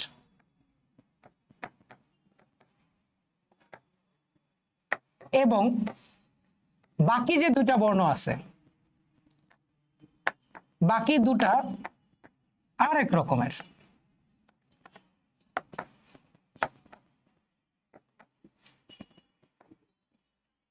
তার মানে এই যে আর ও এস আছে, সেখান থেকে আমি সিলেক্ট করব হচ্ছে দুইটাকে। লেটস সে আমি আর কে সিলেক্ট করলাম আর ও কে সিলেক্ট করলাম, তার মানে আর আর এরকম আছে। তাহলে এটাকে কতভাবে সাজানো যাবে? 4 ফ্যাক্টোরিয়াল বাই 2 ফ্যাক্টোরিয়াল 2 ফ্যাক্টোরিয়াল। ঠিক আছে, এখন এই তিনটা যোগ দিয়ে দাও, তাহলেই উত্তর পেয়ে যাবা। আচ্ছা, বোর্ডে যখন এই ধরনের ম্যাথ করবা তখন প্রথমে সুন্দর করে এটা লিখবা, তারপরে এই কেসগুলো লিখবা যে সবগুলো অক্ষর ভিন্ন, তারপরে দুইটা বর্ণ ভিন্ন, বাকি দুইটা একই রকমের, তারপরে হচ্ছে দুইটা বর্ণ একই রকমের এবং বাকি দুইটা আরেক রকমের। ঠিক আছে, এভাবে লিখবা। তারপর একটা বক্স করবা, যে এরকম তিনটা কেস আছে, তিনটা কেসের একটা করে উদাহরণ রাখবা। ঠিক আছে, তারপরে সমাবেশ সংখ্যা রাখবা, তারপরে ফাইনাল শব্দ সংখ্যা রাখবা। আচ্ছা, এটা কেন করবা? কারণ হচ্ছে অনেক সময় পোলাপেন আউলায় যায়। ঠিক আছে, দেখা গেল তুমি হঠাৎ করে 3C2 তারপরে যে 4 ফ্যাক্টোরিয়াল বাই 2 ফ্যাক্টোরিয়াল 2 ফ্যাক্টোরিয়াল আসবে, আউলায় গেছো। তুমি যদি একটা উদাহরণ দেখো কখনোই আউলাবা না, তাই না? আচ্ছা, ঠিক আছে, তোমাদের জন্য একটা HW থাকবে, এইটা এক্সামিনেশন। অনেকের মনে একটা ভুল ধারণা আছে। ভুল ধারণা হইতেছে কি, অনেকে মনে করে যে প্রথম অক্ষরটা যদি এরকম বড় করে লেখে আর ভিতরে যদি আরেকটা অক্ষর থাকে, লেটস সে এখানে একটা ই আছে, এই দুইটা বর্ণকে আলাদাভাবে ট্রিট করা লাগবে। আচ্ছা, তুমি ঠিক যে আলাদাভাবে ট্রিট করা লাগবে, লাগা উচিত, কিন্তু আমাদের বোর্ডে এবং অ্যাডমিশনে কোথাও এদেরকে আলাদাভাবে ট্রিট করে না। অ্যাডমিশন এবং বোর্ডে যেটা করে সেটা হইতেছে সবগুলোকে সেম কেস চিন্তা করে নেয়। ঠিক আছে, অনেক সময় তো বিভিন্ন কলেজে এটাও বলে দেয় যে তুমি প্রথমে করবা কি, এই পুরো ওয়ার্ডটাকে একবার বড় কেসে লিখবা। ঠিক আছে, তোমার হচ্ছে কি এটা লোয়ার কেসে লিখবা অথবা আপার কেসে লিখবা। ঠিক আছে, তারপরে হচ্ছে ম্যাথটা শুরু করবা। ওকে, আর যদি তোমার কোথাও মানে এরকম হয় যে এই ই আর এই ই আলাদা, তাহলে তোমাকে এক্সপ্লিসিটলি এটা প্রশ্নে মেনশন করে দিবে যে ওই দুইটা ই কে আলাদাভাবে ট্রিট করো। ঠিক আছে, সো যদি না বলে দেয় ভাই, পাকনামি করো না। ঠিক আছে, পাকনামি করো না। আচ্ছা, হচ্ছে আমাদের গণনার মৌলিক নীতিতে ফেরত আসতেছি। ওকে, আমরা এখন হচ্ছে আগে যা যা পড়ছি সেই জিনিসগুলোকে আরেকবার রিভাইজ দেওয়ার ট্রাই করব, বিভিন্ন প্রবলেমে অ্যাপ্লাই করার ট্রাই করব। ঠিক আছে, আচ্ছা এখানে কি বলছে দেখো, বিভিন্ন জিনিস হতে প্রতিবার যে কোনো সংখ্যক জিনিস নিয়ে মোট সমাবেশ সংখ্যা কত হবে। আচ্ছা, তার মানে তোমার কাছে ধরো এনটা জিনিস আছে, তুমি এনটা জিনিস থেকে একটা জিনিসও নিতে পারো, দুইটা নিতে পারো, তিনটা নিতে পারো, সবগুলো নিতে পারো। ঠিক আছে, তাহলে এদের যোগফল কত হবে? আমরা সবাই এই জিনিসটা জানি যে 1 + x⁴n nc0 nc1x nc2x² ncn x⁴n। এই সমীকরণে আমি যদি হচ্ছে x এর ভ্যালু 1 বসায় দেই, তাহলে আমি ইজিলি পাবো 2n = nc0, nc0 এর ভ্যালু হচ্ছে 1, আর এইখানে আসবে হচ্ছে nc1 nc2 ncn। ঠিক আছে, x এর জায়গায় 1 বসাইলে এগুলো সব 1 হয়ে যাবে, 1 x⁴2 x⁴n সব 1। আচ্ছা, এখান থেকে দেখো nc1 nc2 up to ncn, এই সামটা কত আসতেছে? 2n - 1, এই 1 ওইদিকে চলে যাবে। সো এইটাই এখানে বলা। ওকে, তোমাকে প্রশ্নে এভাবে বলে দিবে যে প্রতিবার অশূন্য সংখ্যক নিবা। ঠিক আছে, nc0 নেওয়া যাবে না, তখন এই ধরনের সূত্র অ্যাপ্লাই করবা। আচ্ছা দেখো, আরেকটা কি বলছে যে কতগুলো বস্তুর মধ্যে p সংখ্যক এক জাতীয়, q সংখ্যক আরেক জাতীয়, r সংখ্যক আরেক জাতীয়, আর বাকি যে s সংখ্যক আছে তারা ভিন্ন ভিন্ন। তাদের মধ্য থেকে যে কোনো সংখ্যক জিনিস নিয়ে মোট সমাবেশ সংখ্যা কত? দেখো কত লেখা, p+1 into q+1 into r+1 into হচ্ছে two to the power s -1। ঠিক আছে, এই -1টা আমরা একটু পরে বোঝার ট্রাই করব। আচ্ছা, এখানে দেখো s সংখ্যক জিনিস ছিল কিন্তু ভিন্ন ভিন্ন। ওকে, ভিন্ন ভিন্ন। p সংখ্যক ছিল এক জাতীয়, q সংখ্যক ছিল এক জাতীয়, r সংখ্যক ছিল এক জাতীয়। আচ্ছা, এটা নিয়ে অনেক মানে মানুষের মনে অনেক কনফিউশন জাগে যে এই জিনিসটা কিভাবে কি আসলো। দেখো, তোমার কাছে যে 8 সংখ্যক এক জাতীয় জিনিস আছে, লেটস সে জাতীয়টাকে বড় একটা এ বললাম, আর্জেন্টিনা, ব্রাজিল, কানাডা। ঠিক আছে, আর্জেন্টিনা, ব্রাজিল, কানাডা। তোমার কাছে পি সংখ্যক জিনিস আছে, কিউ সংখ্যক জিনিস আছে, আর সংখ্যক জিনিস আছে। ঠিক আছে, পি সংখ্যক জিনিস হচ্ছে আর্জেন্টিনার এক জাতীয়, কিউ সংখ্যক ব্রাজিলের, আর আর সংখ্যক হচ্ছে কানাডার। ঠিক আছে, তুমি আর্জেন্টিনার জিনিসটা কয় ভাবে ইনক্লুড করতে পারো? তুমি এখান থেকে 0টা নিতে পারো, 1টা নিতে পারো, 2টা নিতে পারো, তুমি সবগুলা নিতে পারো, তাই না? দেখো তোমার কাছে অপশন কয়টা? 0 থেকে p পর্যন্ত, মানে p+1টা। সিমিলারলি কিউ সংখ্যক জিনিসের জন্য তো আমার অপশন কি? 0, 1, 2, 3 আপ টু কিউ। সো এখানেও অপশন কয়টা? q+1টা। সিমিলারলি আরটার জন্য অপশন কয়টা? r+1টা। তো আমরা বেসিক্যালি কি করতেছি? এই তিনটা অপশনকে গুণ করতেছি,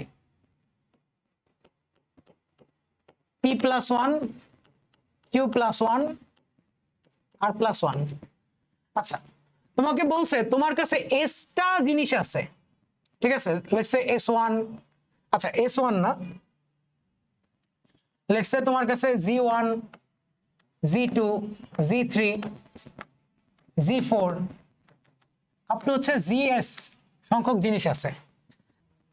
ধরো তোমার কাছে তিনটা টাইপ আছে, একটা হচ্ছে টাইপ এ, একটা টাইপ বি, একটা টাইপ সি।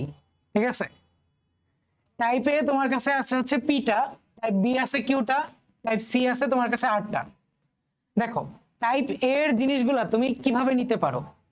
তুমি সেখান থেকে 0টা নিতে পারো, 1টা নিতে পারো, 2টা নিতে পারো, আপ টু পিটা নিতে পারো। ঠিক আছে, অপশন আছে p+1টা, কারণ এই যে 0 ভাই তো আছে।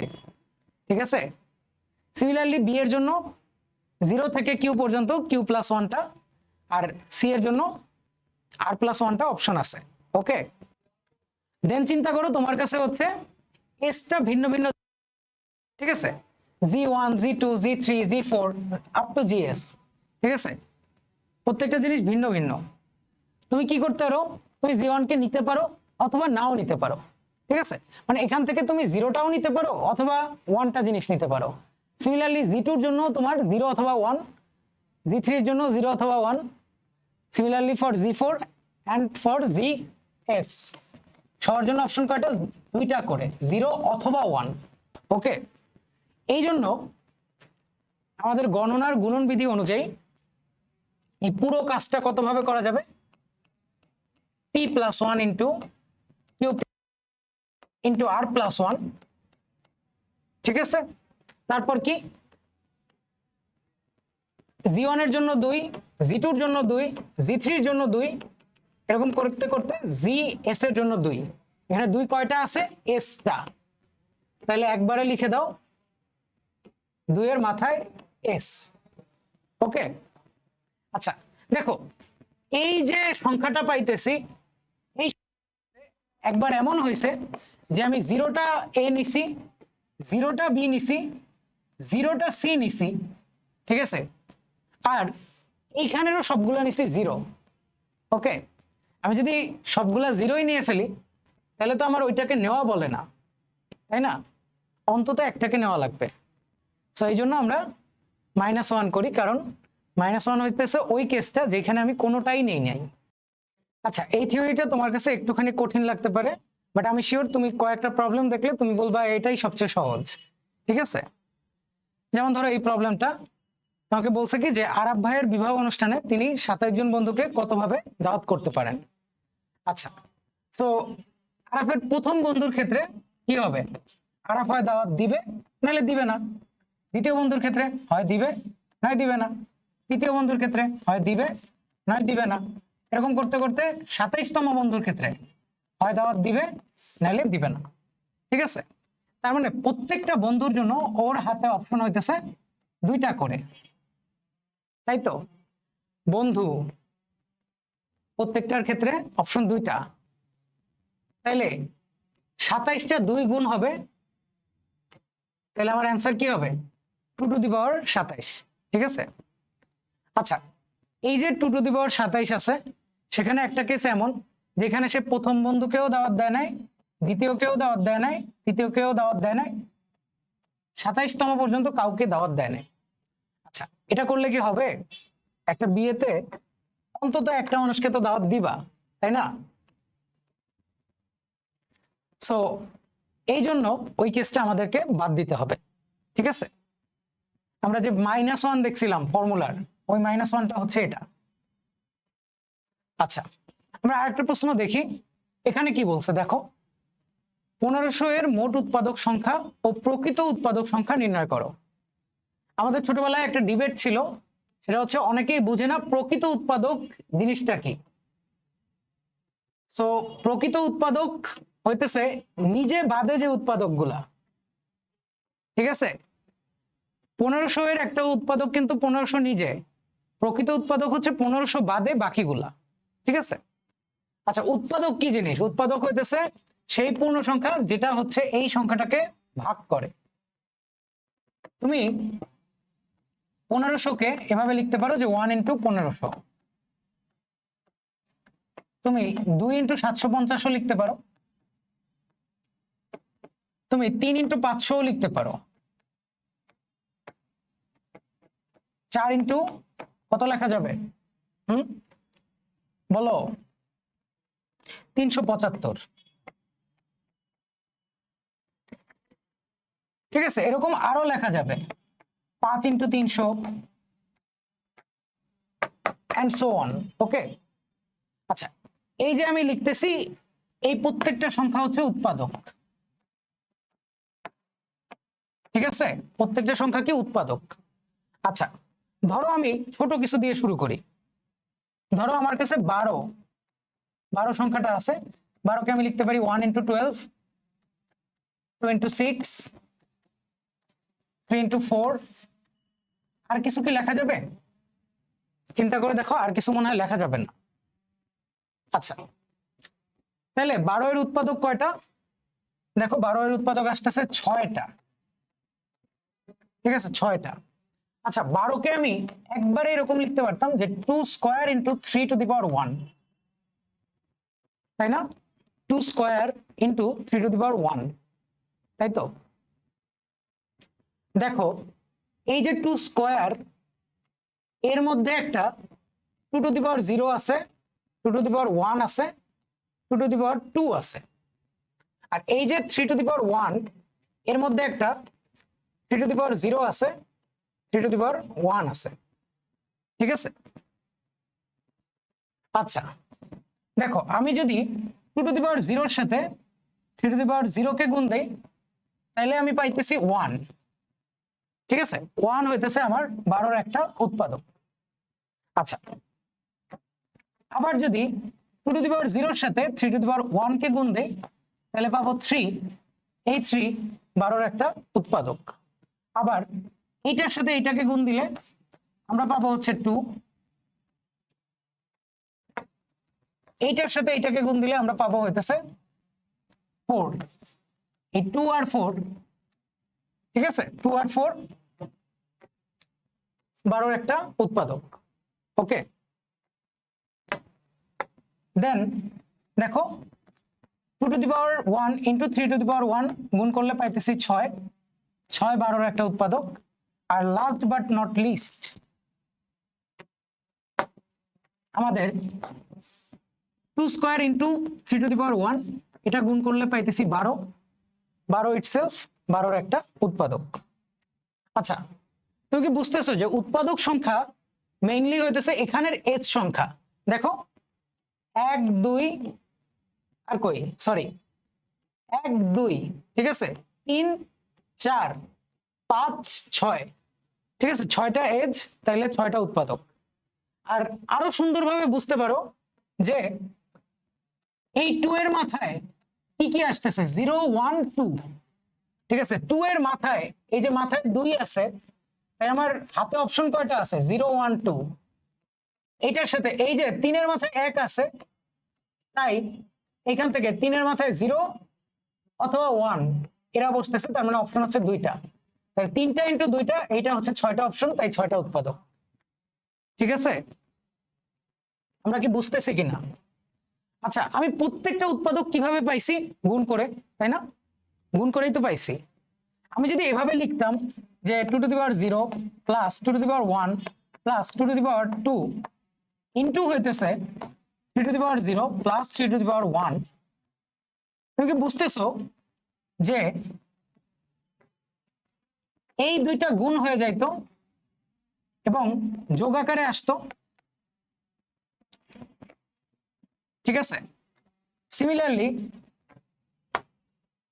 তুমি এটার সাথে এটাকে গুণ দিতা, এটাকে গুণ দিতা, তখন তুমি পাইতা কি, তখন তুমি পাইতা 2 6।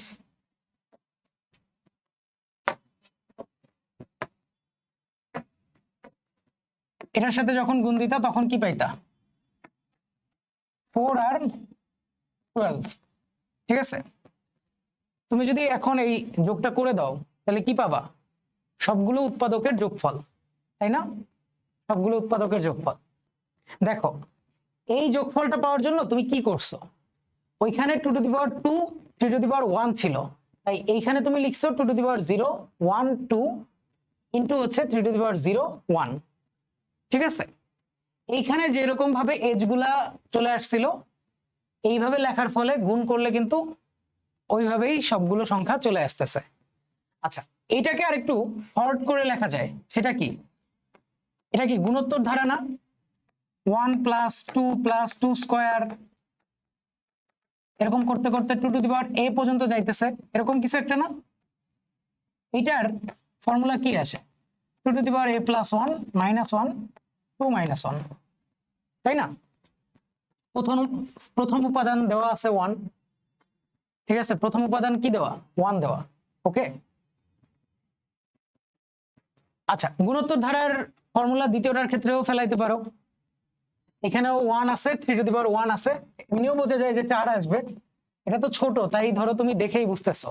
যদি বিশাল হয়, লাইক এখানে 3 টু দি পাওয়ার 27 দেওয়া, ঠিক আছে, তখন কি তুমি যোগ করতে যাবা হাতে, হাতে যোগ করার তো টাইম পাবা না, তখন তুমি ওই ক্লোজ ফর্মটা দেখাই দিবা। ঠিক আছে, আচ্ছা, যারা ভুলে গেছো তাদের আবারও মনে করায় দেই যে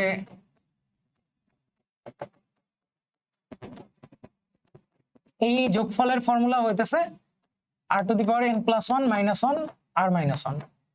ঠিক আছে, আচ্ছা, তাহলে এইখানে তুমি হচ্ছে বাকি জিনিসটা করতে পারবা, তাই না? এটা কি আসবে, 3 to the power 2 minus 1 by 3 minus 1। So দেখো, 9 minus 1 8, 8 by 2 is equal to 4। এমনি যোগ করলেও 4ই আসতো। ওকে, আচ্ছা, তা এখানে আমরা কি দেখতেছি, এখানে আমরা দুইটা জিনিস দেখতেছি, এক হচ্ছে উৎপাদক সংখ্যা, আর একটা হচ্ছে উৎপাদকের যোগফল।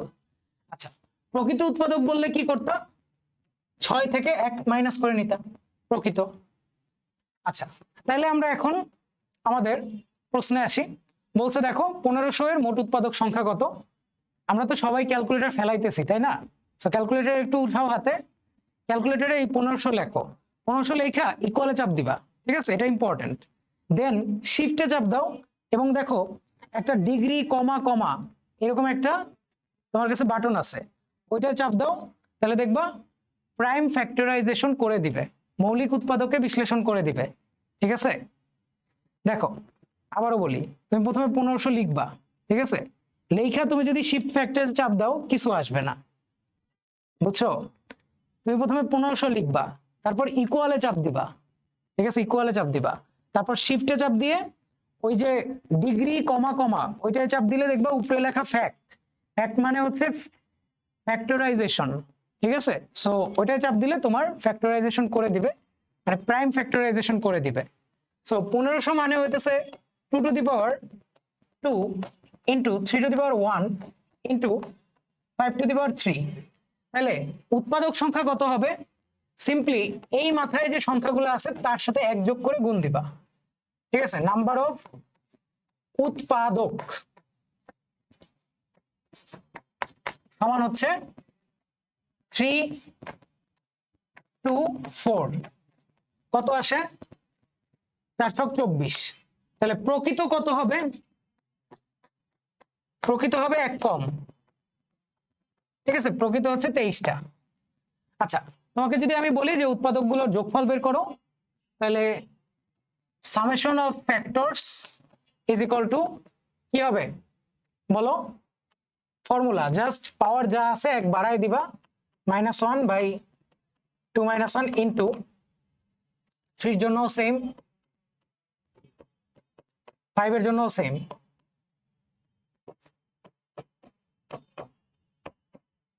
ঠিক আছে, দেখো এই যে এরা গুণ আকারে ছিল, ঠিক আছে? এই যে এই পার্টটার সাথে গুণ আকারে ছিল, সো এই পার্টটাকে তুমি যোগের ওই যে ফর্মুলা, সেই ফর্মুলায় ফেলাবা, এই পার্টটাকে আলাদাভাবে ফর্মুলায় ফেলাবা, এন্ড সো অন। ওকে, আচ্ছা, তাহলে আমরা উৎপাদকের যোগফলও পেয়ে গেলাম। আচ্ছা, আমি যদি তোমাকে জিজ্ঞেস করতাম যে কতগুলো উৎপাদক জোড় সংখ্যা হবে, তখন তুমি কি বলতা? আচ্ছা, এই প্রশ্নে যদি তোমাকে বলে যে কতগুলো উৎপাদক জোড় সংখ্যা, তাহলে তুমি কিভাবে বের করবা? দেখো 1500 মানে হচ্ছে 2^2, 3^1, 5^3। 2^2 কে লেখা যায় 2^0, 1 আর 2 হিসেবে। ওকে, দেখো তুমি যদি কোনো একটা সংখ্যায় 2^0 নাও, তার মানে ওই সংখ্যাটা 2 দিয়ে ডিভিজিবল না, বুঝছো? যেমন দেখো এখানে ধরো 3^0 আছে, 3^1 আছে, 5 এর জন্য হচ্ছে 5^0 আছে, 1 আছে, 2 আছে, 3 আছে। তুমি এইখান থেকে 2^0 চুজ করছো, তারপর হচ্ছে তুমি লেটস সে 3^1 চুজ করছো, দেন 5^1 চুজ করছো, সংখ্যা আসছে কি 15। ঠিক আছে, 15 কি জোড় সংখ্যা? না, ঠিক আছে, না। তাহলে জোড় সংখ্যার জন্য তোমার এইদার নিতে হবে 2^1 অথবা নিতে হবে 2^2। তাহলে তুমি কি করবা? 2 এর মাথার পাওয়ারের জন্য অপশন হচ্ছে 2টা, দেন 3 এর জন্য এই 2টা নিলেই হবে, আর 5 এর জন্য এই 4টা। তাহলে জোড় সংখ্যক উৎপাদক নাকি? জোড় সংখ্যক উৎপাদক না, কতগুলো উৎপাদক জোড় সংখ্যা, সেই সংখ্যাটা কত হবে?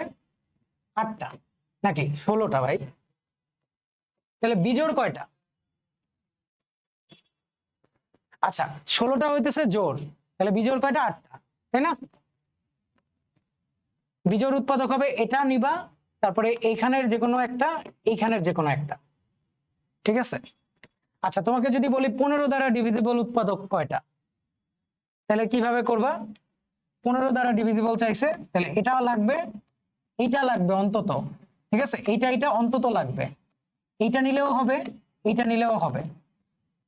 মানে 15 দ্বারা ডিভিজিবল উৎপাদক সংখ্যা যদি চাই, তুমি হইতেছে 2 এর মাথায় যে কোনো কিছু নিতে পারো, সো 2 এর জন্য অপশন 3টা, কিন্তু 3 এর জন্য মাথার অপশন একটা হয়ে গেছে এখন, আর 5 এর জন্য অপশন হয়ে গেছে 3টা, ঠিক আছে? যেহেতু তোমার 15 দ্বারা ডিভিজিবল উৎপাদক সংখ্যা লাগবে।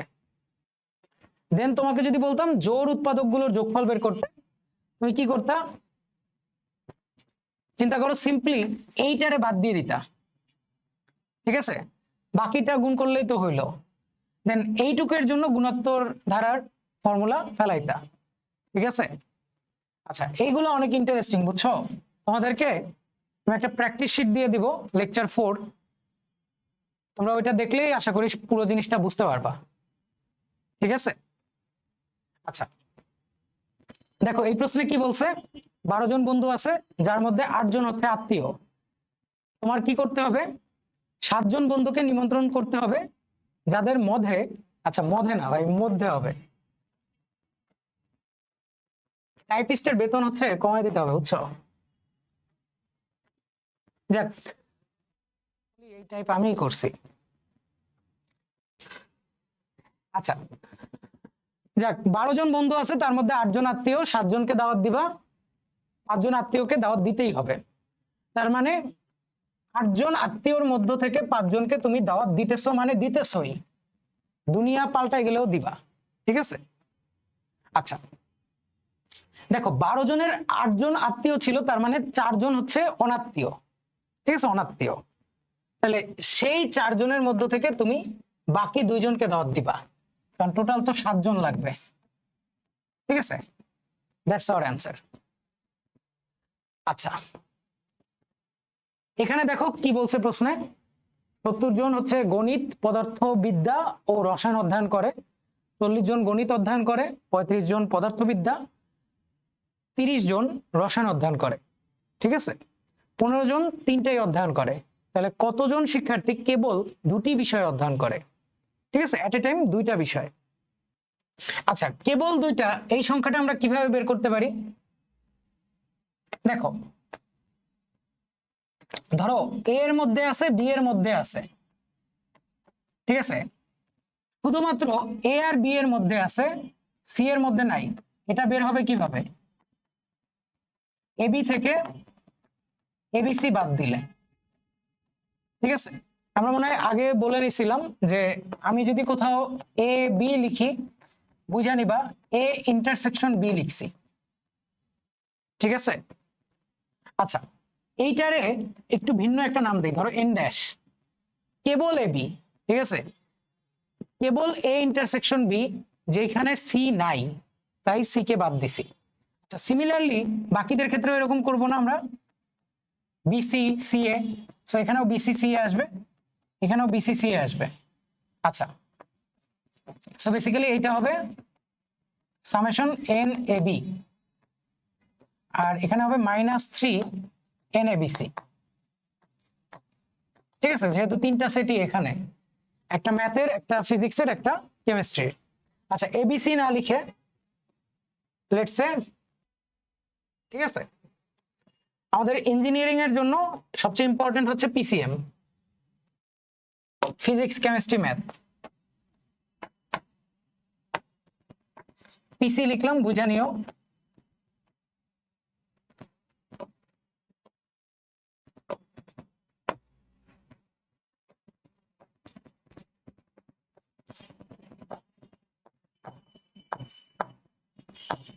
আচ্ছা দেখো আমাকে প্রশ্নে কি বলছে যে 70 জন এই তিনটা বিষয় অধ্যয়ন করে, মানে হয় সে ম্যাথ পড়ে, নয় ফিজিক্স পড়ে, নয় কেমিস্ট্রি পড়ে। ঠিক আছে, সো আমাকে যেটা দিয়ে দিছে n A union B union C, এইটা দিয়ে দিছে। ঠিক আছে, সো আমরা তো পিসিএম লিখছি, so PCM P C M, পুচুম হয়ে গেছে। এনিওয়েজ এই সংখ্যাটা কত আসবে? এটা আসবে NP NC NM minus summation NPC. ঠিক আছে, মানে মাইনাস এনপিসি আসবে, সিএম আসবে, আর এমপি আসবে, আর আরেকটা আসবে প্লাস এন পিসিএম। ওকে, তাহলে দেখো এখানে সবগুলো সংখ্যাই দিয়ে দিছে, যেমন এটা 70, তারপরে কি বলা, পি কত বলা 35, সি কত 30, এম কত 40, then minus summation NPC plus হচ্ছে কত 15, তিনটাই পড়ে। আচ্ছা তাহলে এই যে সামেশনটা, এটা কত আসতেছে?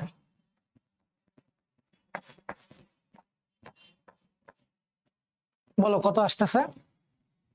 এটা এদিকে আসবে, ওই 70 ওদিকে যাবে। 35 আর তোমার 15 যোগ করলে কত হয়? 50। 50-এর সাথে 30 যোগ করলে কত হয়? 80। 80 আর 40 কত? 120। 120 থেকে 70 গেলে এটা 50। ঠিক আছে, তাহলে সামেশন এনপিসি হচ্ছে 50 আসবে। 50 থেকে 3 ইন্টু এটা বাদ দিতে হবে, মানে 15 বাদ দিবা, তাহলে এটা 5 আসবে। ঠিক আছে, তো কেবল দুইটা বিষয় অধ্যয়ন করে, এই সংখ্যাটা হচ্ছে 5। ঠিক আছে, আচ্ছা আচ্ছা, এরপর আমরা কিছু স্পেশাল সমস্যা দেখব, তারপর আমাদের এই চ্যাপ্টার মোটামুটি শেষ।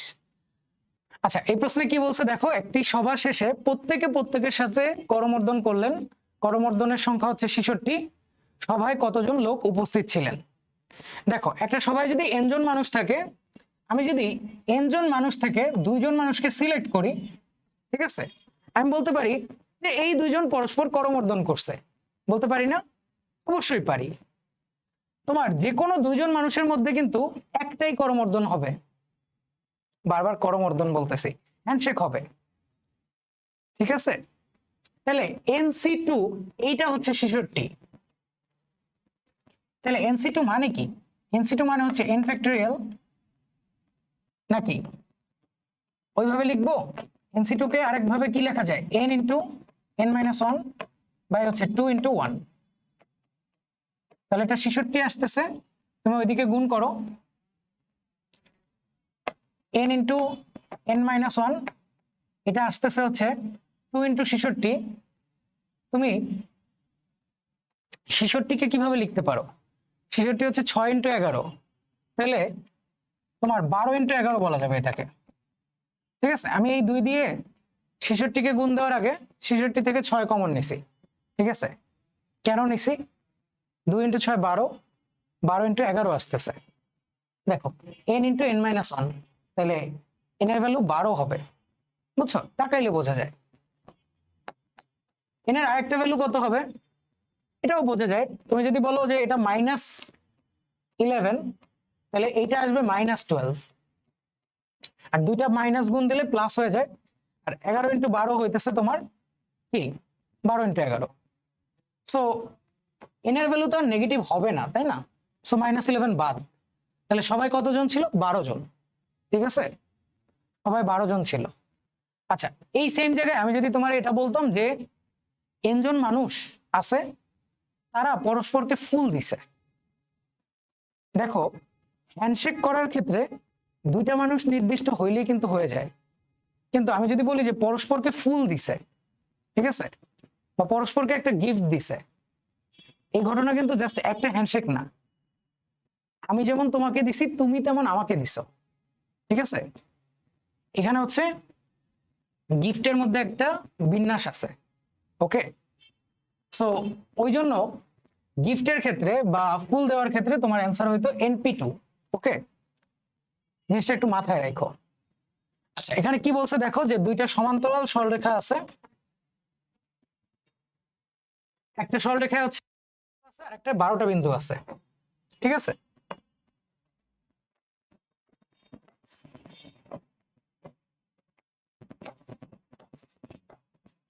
ধরে নাও এখানে 12টা বিন্দু আছে। ঠিক আছে, আমি যদি একটা দুইটা কম বেশি দিয়ে দেই, আমার এসে মাইরো না।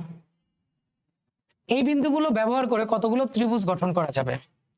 এই দুইটা রেখা হচ্ছে পরস্পর সমান্তরাল। ঠিক আছে, দেখো, আমি যদি এই উপরের 5টা থেকে একটাকে চুজ করি,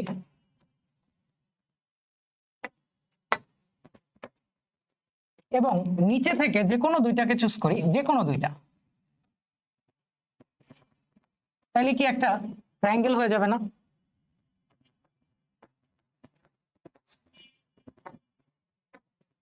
আবার আমি যদি এমন করি যে নিচের থেকে একটাকে চুজ করলাম, উপরের থেকে দুইটাকে চুজ করলাম, ঠিক আছে, নিচের থেকে একটাকে চুজ করছি, উপরের থেকে দুইটাকে চুজ করছি, তাহলেও কি একটা ট্রায়াঙ্গেল হয়ে যাবে না? হুম, এছাড়া কি আর কোনোভাবে আমি ট্রায়াঙ্গেল পাবো? আর কোনোভাবে তো পাবো না। তাহলে এইটাই আমার অ্যান্সার। আচ্ছা, আমি আরেকটা কি করতে পারতাম,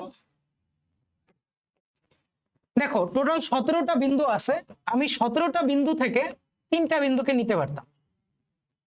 ঠিক আছে, 3টা বিন্দুকে নিতে পারতাম, তাহলে এতগুলা কি ট্রায়াঙ্গেল হবে? তুমি যদি এই 3টা বিন্দুকে নাও, তাহলে কি ট্রায়াঙ্গেল হবে? তাহলে কি করা লাগবে? 5C3 বাদ দেওয়া লাগবে। সিমিলারলি এই জায়গাতেও এই সেম সমস্যা, নিচেও, তাহলে 12C3 এটাও বাদ দেওয়া লাগবে। আচ্ছা, তুমি মিলাই দেখো দুইটা সেম আসে কিনা।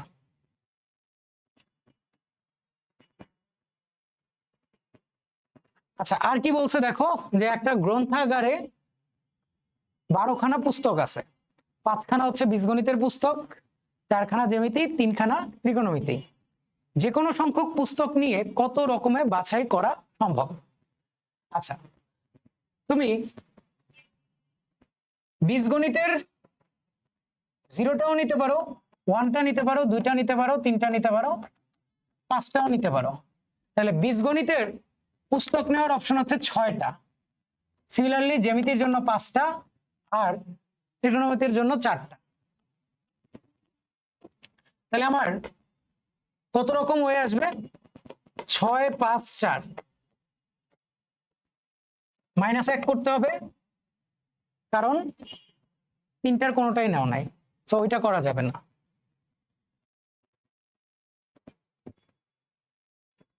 আচ্ছা, আবারও ত্রিভুজের বাহু দিয়ে দিছে, বলছে যে কোনো 3টি দিয়ে কি করা যাবে, একটা ত্রিভুজ বানানো যাবে। একই বাহুর পুনরাবৃত্তি ঘটতে পারে, ঠিক আছে, এটা মাথায় রেখো যে একই বাহুর পুনরাবৃত্তি ঘটতে পারে। তাহলে কতগুলা ত্রিভুজ বানানো যাবে? আচ্ছা, আমরা কি বলছিলাম, ত্রিভুজ বানানোর জন্য কি করতে হয়? যে কোনো 2টা বাহুর যোগফল তৃতীয় অপেক্ষা বৃহত্তর হইতে হবে। আচ্ছা, নাকি? হ্যাঁ, সেটাই তো। তাহলে দেখো, যোগফল হচ্ছে 8 আসে, 4 আর 4 যোগ করলে 8 আসে। 8 কি 4-এর চেয়ে বড়? অবভিয়াসলি। 5-এর চেয়ে বড়? হ্যাঁ। 6-এর চেয়ে বড়? হ্যাঁ। 7-এর চেয়ে বড়? হ্যাঁ।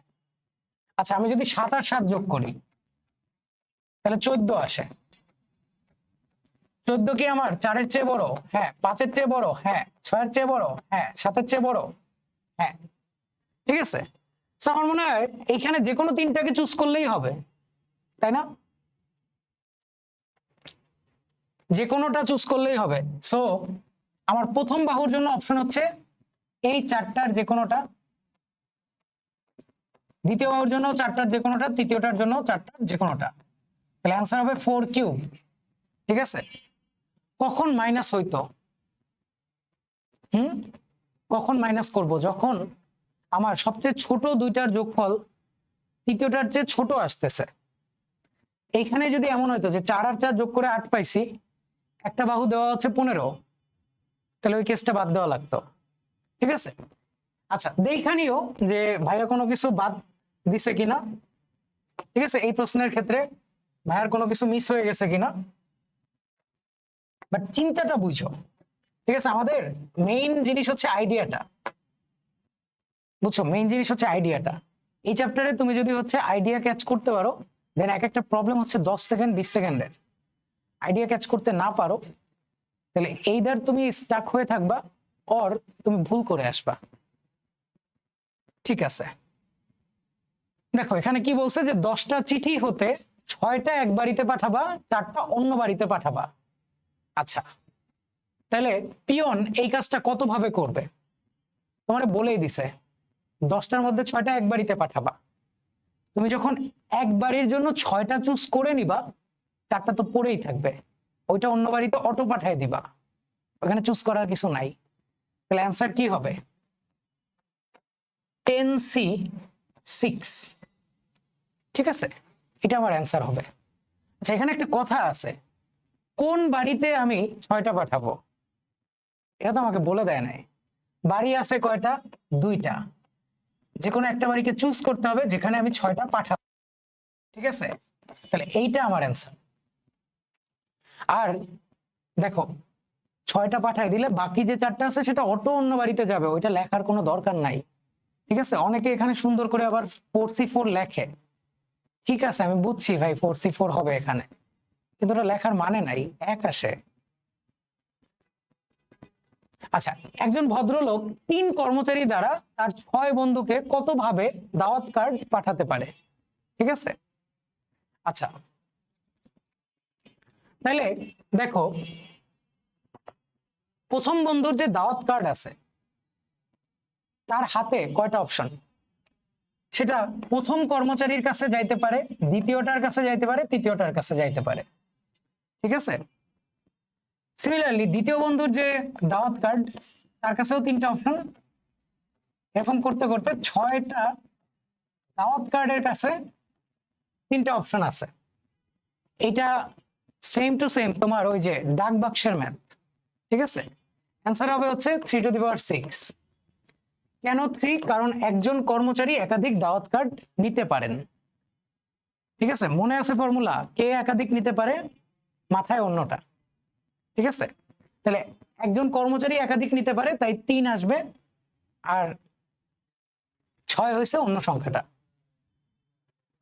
আচ্ছা, একই তলে সমবিন্দু রেখার দুটি সেটের একটিতে 4টি, অপরটিতে 16টি সরলরেখা অবস্থিত এবং কোনো দুইটি সমান্তরাল নয়।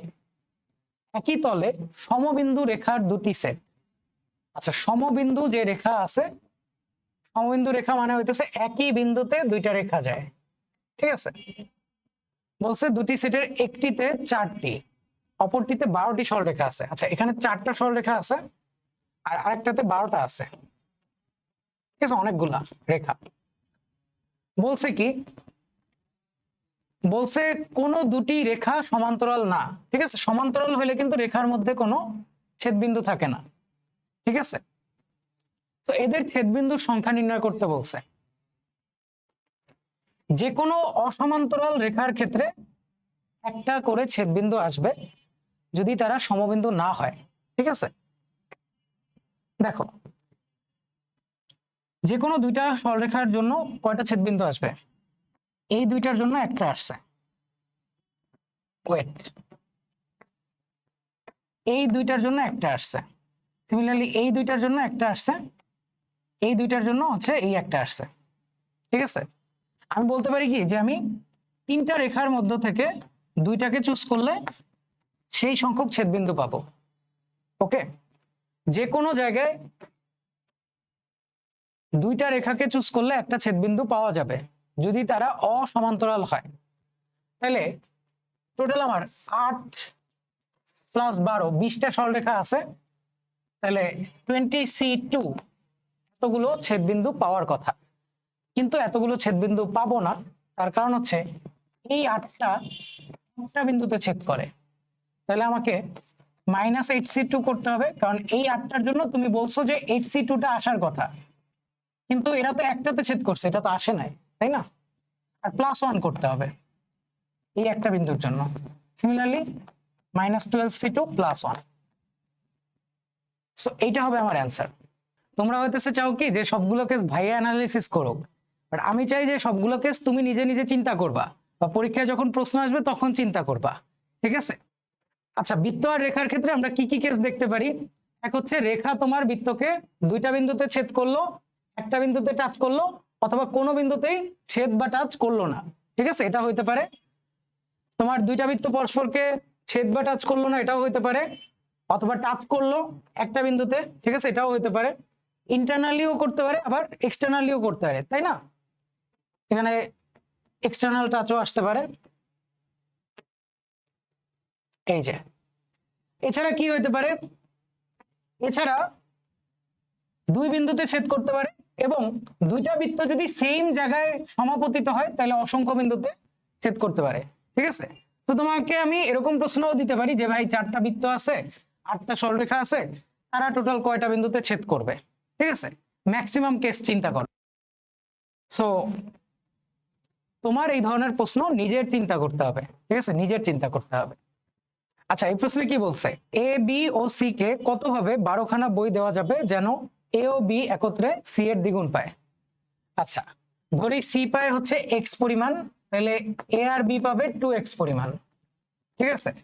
তাহলে 3x হচ্ছে 12, সুতরাং x এর ভ্যালু হচ্ছে 4। এটা ইজিলি বোঝা যাচ্ছিল যে সি হচ্ছে 4টা পাবে আর এ ও বি একত্রে 8টা পাবে, ঠিক আছে।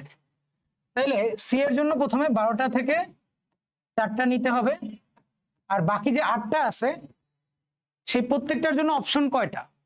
দেখো, হয় এর কাছে যাবে না বি এর কাছে, তাই না, এছাড়া তো কোনো কেস আসতে পারে না। তাহলে প্রত্যেকটার জন্য অপশন হচ্ছে 2টা করে, তাহলে টোটাল আসতেছে কতগুলা কেস? 2⁸। আচ্ছা, তোমাদের কাছে যদি এইটা বুঝতে অসুবিধা লাগে তাহলে এভাবে চিন্তা করবা যে আচ্ছা 8টার 0টা এর কাছে গেছে, তাহলে বাকি যে 8টা আছে সেগুলা বি এর কাছে যাবে। ঠিক তেমনি একটা গেছে এর কাছে, 2টা গেছে এর কাছে, এরকম করতে করতে 8টাই গেছে এ এর কাছে, বাকিগুলো গেছে বি এর কাছে। সো এই পুরোটার সাথে এটা গুণ হবে। ঠিক আছে, যেভাবে তোমার বুঝতে সুবিধা হয় সেইভাবে করে ফেলবা। ওকে, বলছে কি দেখো, সারিবদ্ধভাবে দাঁড়ানো 10 জন ছাত্র হতে পাশাপাশি নয় এরূপ 3 জন ছাত্রকে কতভাবে বাছাই করা যাবে। দেখো সারিবদ্ধভাবে এরা দাঁড়ানো, তোমার 3 জন ছাত্রকে বাছাই করতে হবে যারা পাশাপাশি না। পাশাপাশি না, এই কেসটা আমরা আগেও দেখে আসছি, তাই না? তোমরা এই প্রশ্নটার উত্তর কিভাবে করবা এটা একটু চিন্তা করো। ঠিক আছে, 10 জন মানুষ আছে, তোমাকে 3 জন মানুষকে নিতে হবে যারা পাশাপাশি না। ঠিক আছে, মানে যে কোনো 2 জনও পাশাপাশি হওয়া যাবে না। ঠিক আছে, কতভাবে নিতে পারবা চিন্তা করো। আচ্ছা, আমি একটু সহজ করে দেই। ধরো তোমার যে 3 জন তারা হচ্ছে এ বি সি। ঠিক আছে, যে কোনো 2 জন পাশাপাশি থাকতে পারবে না, এটা একটুখানি প্রশ্নের ল্যাঙ্গুয়েজটা কারেক্ট করে নিও, যে যে কোনো 2 জন পাশাপাশি নয়।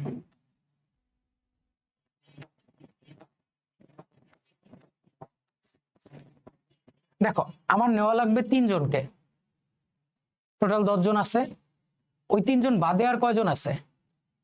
7 জন। এই 7 জনের 2 পাশ মিলায়ে যেহেতু সারিতে দাঁড়ানো, কয়টা ফাঁকা জায়গা পাবা?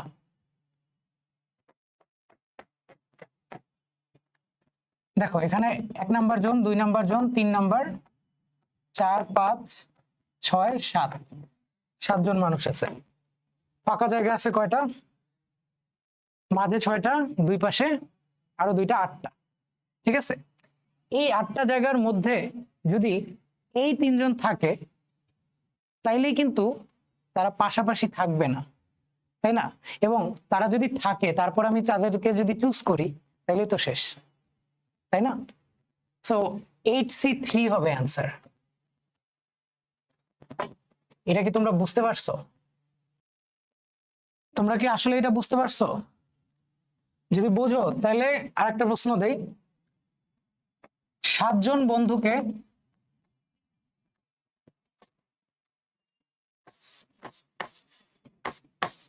35টি আসনে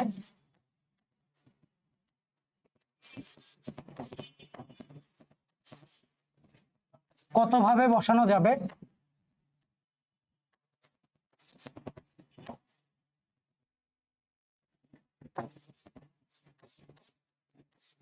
যেন 2 জন বন্ধু পাশাপাশি না বসে?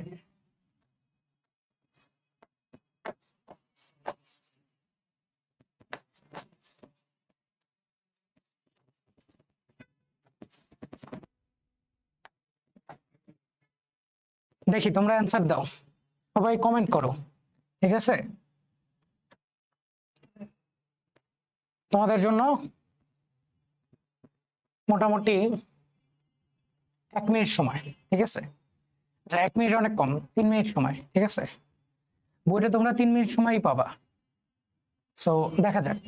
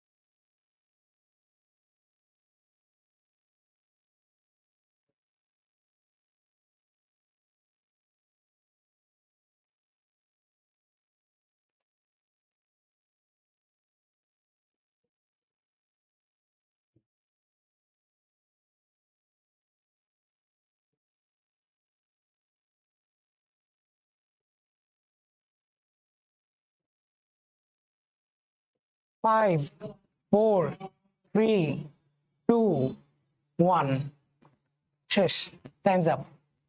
আচ্ছা দেখো এই প্রশ্নে তুমি কিভাবে চিন্তা করবা, তুমি চিন্তা করবা যে 35টা আসনের মধ্যে 60টা আসন তো 60টা বন্ধু নিয়ে যাবে, তাই না? 60টা বন্ধু নিয়ে যাবে, ওরা তো বসে যাবে ওইখানে, ঠিক আছে? বাকি আর কয়টা আসন থাকে? 28টা। 28টা আসন, ঠিক আছে? তুমি যদি 28টা আসনকে 28টা মানুষ হিসেবে চিন্তা করো তাহলে কি হবে? দেখো জিনিসটা বুঝো, প্রত্যেকটা বন্ধু একটা আসনের সাথে এনগেজ থাকবে, মানে বন্ধু আর আসন একই সাথে আছে, ঠিক আছে? সো আমরা অ্যান্সার চাইতেছি যে ওই আসনগুলা যেন পাশাপাশি না হয়, ঠিক আছে? তাহলে 28টা আসনের জন্য ফাঁকা জায়গা কত? 29টা। জাস্ট আগের মতো চিন্তা করো, 7জন মানুষের মধ্যে ফাঁকা জায়গা কত? 8টা। সেই 8টায় কয়জনকে বসাইছি? ওই 3জনকে। এই প্রশ্নে কি করব? 29টা ফাঁকা জায়গার মধ্যে বসাই দিব হইতেছে 7জন বন্ধুকে, 7জন বন্ধুকে সিট সহ, ঠিক আছে? আচ্ছা 7জন বন্ধুকে জাস্ট মানে সিলেক্ট করলে কি হবে? এদেরকে আবার নিজেদের মধ্যে সাজাইতে হবে না 7 ফ্যাক্টরিয়াল ওয়েতে?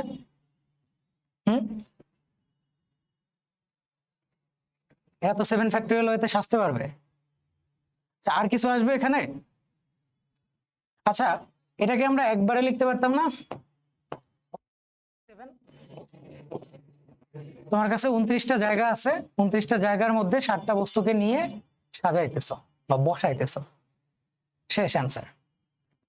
আচ্ছা তাহলে আগের প্রশ্নে দেখো কি বলছিল যে কতভাবে বাছাই করা যাবে, এই প্রশ্নটা ছিলই বাছাইয়ের, তাই আমরা জাস্ট চুজ করছি। এখানে যদি বসানোর কথা আসতো, ঠিক আছে, বা টোটাল কেস কয়টা হইতে পারে চাইতো, তাহলে এখানে 3 ফ্যাক্টরিয়াল দিয়ে গুণ হইতো, বা একবারে লিখতাম 8p3, ঠিক আছে? আচ্ছা সো দেখি আর অল্প কিছু প্রশ্ন আছে আমাদের, তোমরা এই প্রশ্নগুলো নিজেরা একটু প্র্যাকটিস করো, ঠিক আছে? এই টপিকগুলো অলরেডি শেষ আমাদের, একটা টপিকই মোটামুটি সিগনিফিকেন্ট যেটা বাকি আছে সেটা হচ্ছে সাম অফ অল নাম্বারস। তোমাকে প্রশ্নে বলে দিবে যে 1 2 3 4 তোমার কাছে 4টা অঙ্ক আছে, এই 4টা অঙ্ককে একবার ব্যবহার করে তোমাকে বলতে পারে 4 অঙ্কের যতগুলো সংখ্যা সম্ভব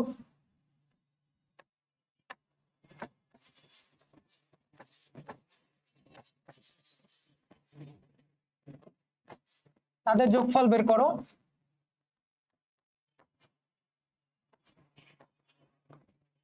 অথবা বলতে পারে যে কোনো সংখ্যক বার ব্যবহার করে, ঠিক আছে? যে কোনো সংখ্যক বার বললে তখন তোমাকে অঙ্কটা নির্দিষ্টভাবে বলে দিবে, কারণ নাইলে তো ইনফিনিটি আসবে, ঠিক আছে? হয় 4 অঙ্কের বলবে বা 5 অঙ্কের বলতে পারে, বলে দিবে আর কি। আচ্ছা তো আমি তোমাকে জাস্ট হচ্ছে প্রথমটা করাই দিব, বাকি যত কেস আসতে পারে তুমি নিজে চিন্তা করবা, ঠিক আছে? আর নেক্সটে আমি একটা হচ্ছে প্র্যাকটিস স্লাইড দিয়ে দিব সলিউশন সহ, ঠিক আছে? প্রথমে প্রশ্ন থাকবে, প্রশ্নটা নিজেরা ট্রাই করবা, আর পরের স্লাইডেই হচ্ছে সলিউশনটা থাকবে। সো ওইখান থেকে বোঝার ট্রাই করবা, ঠিক আছে? ওইখানে এগুলার যে শর্টকাট গুলো দরকার সেগুলাও দিয়ে দিব। আচ্ছা আমাকে বলছে কি যে 4 অঙ্কের যতগুলো সংখ্যা সম্ভব একবার ব্যবহার করে, ঠিক আছে, প্রত্যেকটা সংখ্যার যোগফল। আমি ধরো বললাম কি যে 4 অঙ্কের যেই সংখ্যায় এক আমার এককের ঘরে বসছে, ঠিক আছে? 4 অঙ্কের যতগুলো সংখ্যায় এক এককের ঘরে আছে তার জন্য একের যোগফল কত আসবে, ঠিক আছে? তাহলে দেখো এককে আমি এখানে বসাই, 3টা পজিশনে কারা বসবে? 2 3 4, এদেরকে কত ভাবে বসাই? 3 ফ্যাক্টরিয়াল ওয়েতে, তাই না? 3 ফ্যাক্টরিয়াল ওয়েতে 3টা পজিশন, 3টা ডিজিট, আমার এককের ঘরে 1 যেমন বসতে পারে ঠিক তেমনি বসতে পারে 2, তেমনি 4, তাই না? এবং প্রত্যেকটাই এককের ঘরে কয় বার থাকবে? 3 ফ্যাক্টোরিয়াল বার থাকবে। 3 ফ্যাক্টোরিয়াল বার থাকবে, 3 ফ্যাক্টোরিয়াল বার থাকবে। ঠিক আছে?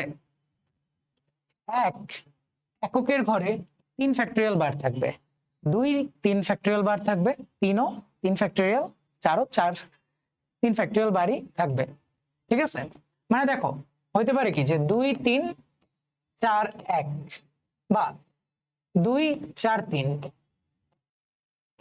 3 2 4 1, 3 4 2 1, 4 3 2 1, 4 2 3 1। ঠিক আছে? এই 6টা সংখ্যা হইতে পারে 3 ফ্যাক্টোরিয়ালটা সংখ্যা। ঠিক আছে? 6টা সংখ্যা, এই 6 বারই এককের ঘরে ছিল। তাহলে এককের ঘরে থাকা অবস্থায় একের যোগফল কত? 3 ফ্যাক্টোরিয়াল। ঠিক তেমনি 2 এর যোগফল কত? 2 ইন্টু 3 ফ্যাক্টোরিয়াল। 3 এর জন্য 3 ইন্টু 3 ফ্যাক্টোরিয়াল, 4 এর জন্য 4 ইন্টু 3 ফ্যাক্টোরিয়াল। বুঝতে পারছো আমার কথাটা? জিনিসটা একটু বুঝো, এটা অনেক ইম্পর্টেন্ট। এককে এককের ঘরে রাখছি, এরকম কতগুলো সংখ্যা পাইছি? 3 ফ্যাক্টোরিয়ালটা। ঠিক আছে? তার মানে এককের ঘরে থাকা অবস্থায় ওর যোগফল কত? 3 ফ্যাক্টোরিয়াল। 2 এককের ঘরে আছে কয়বার? 3 ফ্যাক্টোরিয়াল বার, তাই না? 3 এর জন্য সেম, 4 এর জন্য। তাই একবারে এখানে 1 + 2 + 3 + 4 লিখে দিছি।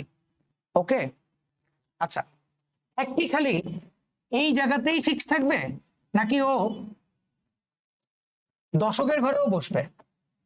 এককে আমি দশকের ঘরে বসাইলাম, এখানে 2টা ঘর, এখানে 1টা ঘর, তাই না? 3টা ডিজিট আছে, 3টা জায়গা আছে। আবারও কি 3 ফ্যাক্টোরিয়াল বার রিপিট হইতেছে, তাই না? কিন্তু এক এখন কি এক কিন্তু এখন 10, তাই না? এইখানে যদি আমি এখন 2 কে ফিক্স করি, 2 কি 2 নাকি 2 20, তাই না? 2 × 10। আচ্ছা, সো এই জন্য এককের ঘরের জন্য তো এখানে একটা 1 আসে। ঠিক আছে? এককের ঘরের জন্য 1 এর জন্য 1 আসবে, 2 এর জন্য 1 আসবে, 3 এর জন্য 1, 4 এর জন্য 1।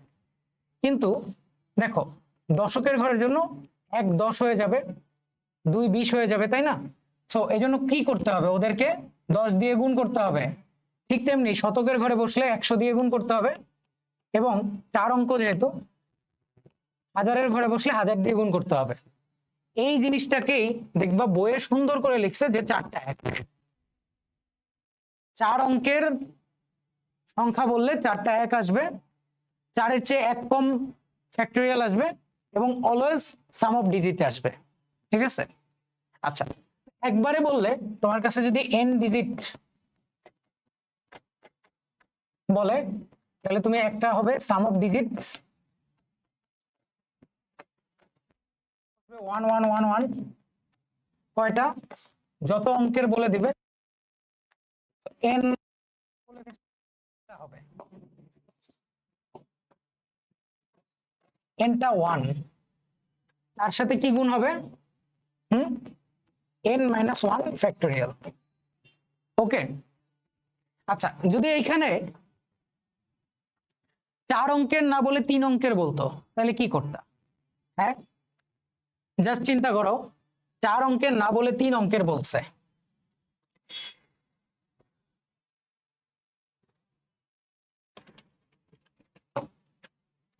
তিন অঙ্কের বললে পুরো গেমটা কিরকম হইতো?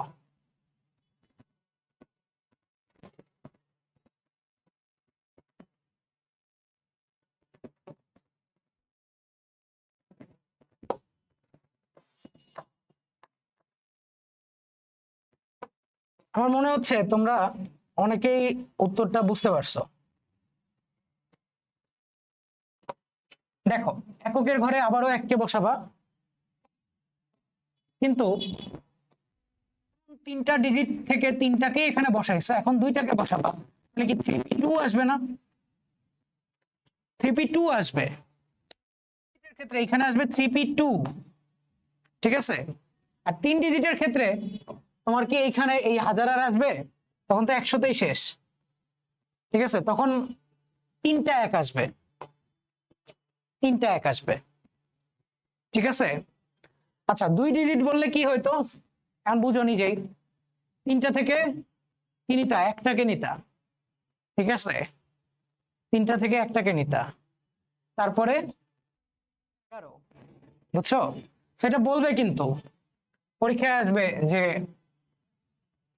এদেরকে একবার ব্যবহার করে যতগুলো সংখ্যা বানানো যায় তাদের যোগফল কত, তো যতগুলো বানানো যায়, এবং তোমাকে বলবে যে 0 অথবা 1বার আর কি, এভাবে বলে দিবে।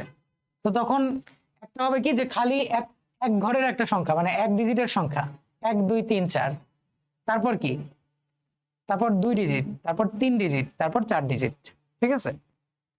সো সবগুলো যোগ করতে হবে। আচ্ছা এগুলা একটু নিজেরা চিন্তা করবা, বুঝছো, এই ধরনের প্রবলেমগুলো নিজেরা চিন্তা করবা। আমাদের আরো কয়েকটা প্রবলেম ছিল, ঠিক আছে, আরো কয়েকটা জিনিস দেখাবো ভাবছিলাম, বাট আমার মনে হয় বর্তমানে তোমার এইচএসসির জন্য আর কিছু দেখতে হবে না, ঠিক আছে। আগে এইচএসসি দাও, তারপরে আমরা দরকার হলে আরো সুন্দর কিছু প্রবলেম করাবো না। আর যাদের আগ্রহ আছে তাদের জন্য আমি একটা লেকচার স্লাইড দিয়ে দিব, সেখানে হচ্ছে প্রবলেমগুলোও থাকবে, সলিউশনগুলোও থাকবে। বেশিরভাগ প্রবলেম আমি বই থেকেই নিছি, কেতাব স্যারের বই থেকে, বাট আমার কাছে মনে হয়েছে যে প্রবলেমগুলো একটু মানে তুমি যদি একটুখানি কেয়ারফুল না থাকো তাহলে ইজিলি মিস করে ফেলবা, বুঝছো। আমি তোমাকে আরেকটা জাস্ট একটু প্রবলেমের কথা বলি, ঠিক আছে। আরেকটা প্রবলেম জাস্ট তোমার কিতাব স্যারের বইয়েও আছে, এসি আহমেদ স্যারের বইয়েও আছে, কিন্তু বইয়ের সলিউশনটা খুবই ডাম্প, ঠিক আছে।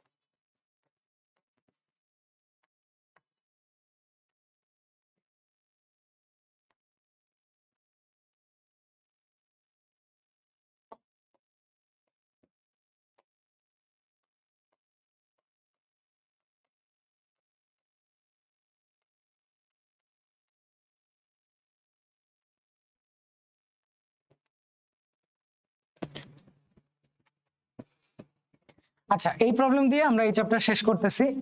এই প্রবলেমটা খুবই ইজি প্রবলেম আই নো, কিন্তু এসি আহমেদ স্যারের বইয়ে আর কিতাব স্যারের বইয়ে মেবি একটা ডাম্প সলিউশন দেওয়া, ঠিক আছে। দেখো প্রশ্নে কি বলছে যে তোমার 3টা পতাকা লাগবে, তোমার কাছে 6টা ভিন্ন রঙের 4টা করে 24টা পতাকা আছে, ঠিক আছে? তুমি টোটাল কতগুলো সংকেত বানাইতে পারবা, এটা হচ্ছে প্রশ্ন। তাহলে দেখো প্রথম পতাকার জন্য আমার অপশন কয়টা? দেখো 6টা ভিন্ন কালারের 4টা করে 24টা পতাকা আছে, মানে এক একটা কালারের জন্য 3টার বেশি কিন্তু তোমার কাছে অলরেডি আছে, তাই না? তাইলে প্রথম পতাকা হিসেবে তুমি 6টা কালারের যে কোনো কালারকে সিলেক্ট করতে পারো, ঠিক আছে? দ্বিতীয় ক্ষেত্রেও দেখো এটাকে একবার সিলেক্ট করলে পরের বার যে করতে পারবে না এমন কিন্তু কোনো কথা নাই, তাই না? 4টা করে আছে ভাই, 3টার বেশি আছে, 3টা থাকলেই হয়তো। তাহলে দ্বিতীয় ক্ষেত্রেও অপশন 6টা আর তৃতীয় ক্ষেত্রেও অপশন 6টা, তাহলে অ্যান্সার হবে 6 কিউব। এটা হচ্ছে একটা জাস্ট ওয়ার্ডের অ্যান্সার, ঠিক আছে? এই প্রশ্ন যদি ভর্তি পরীক্ষায় আসে তুমি জাস্ট 6 কিউব লিখে দাও, 10-এ 10, বুঝছো? তোমার আর কোনো ভাষাও লেখার দরকার নেই। কিন্তু বইয়ে করছে কি, বইয়ে এটাকে কিভাবে যেন কেসে ভাগ করে তারপরে বড় করে করছে, বুঝছো? সো আমি এই চ্যাপ্টার শুরু করার আগেও একটা কথা বলছিলাম যে এই চ্যাপ্টারটা বুঝলে তোমার জন্য এক একটা প্রশ্ন হবে 10 সেকেন্ডের, না বুঝলে তুমি হচ্ছে অহেতুক অনেক চিন্তা করে পেঁচায় ফেলবা, ঠিক আছে? তো হোপফুলি ক্লাসগুলো করার পরে তোমরা মোটামুটি বুঝতে পারছো যে প্রবলেমগুলো আসলে অত টাফ না, ঠিক আছে? এরপরে তোমাদের কাজ হবে হচ্ছে বই থেকে বাকি প্রশ্নগুলো করে ফেলা, যে প্রশ্নগুলাই আটকাবা ওই তোমার গেইন, বুঝছো?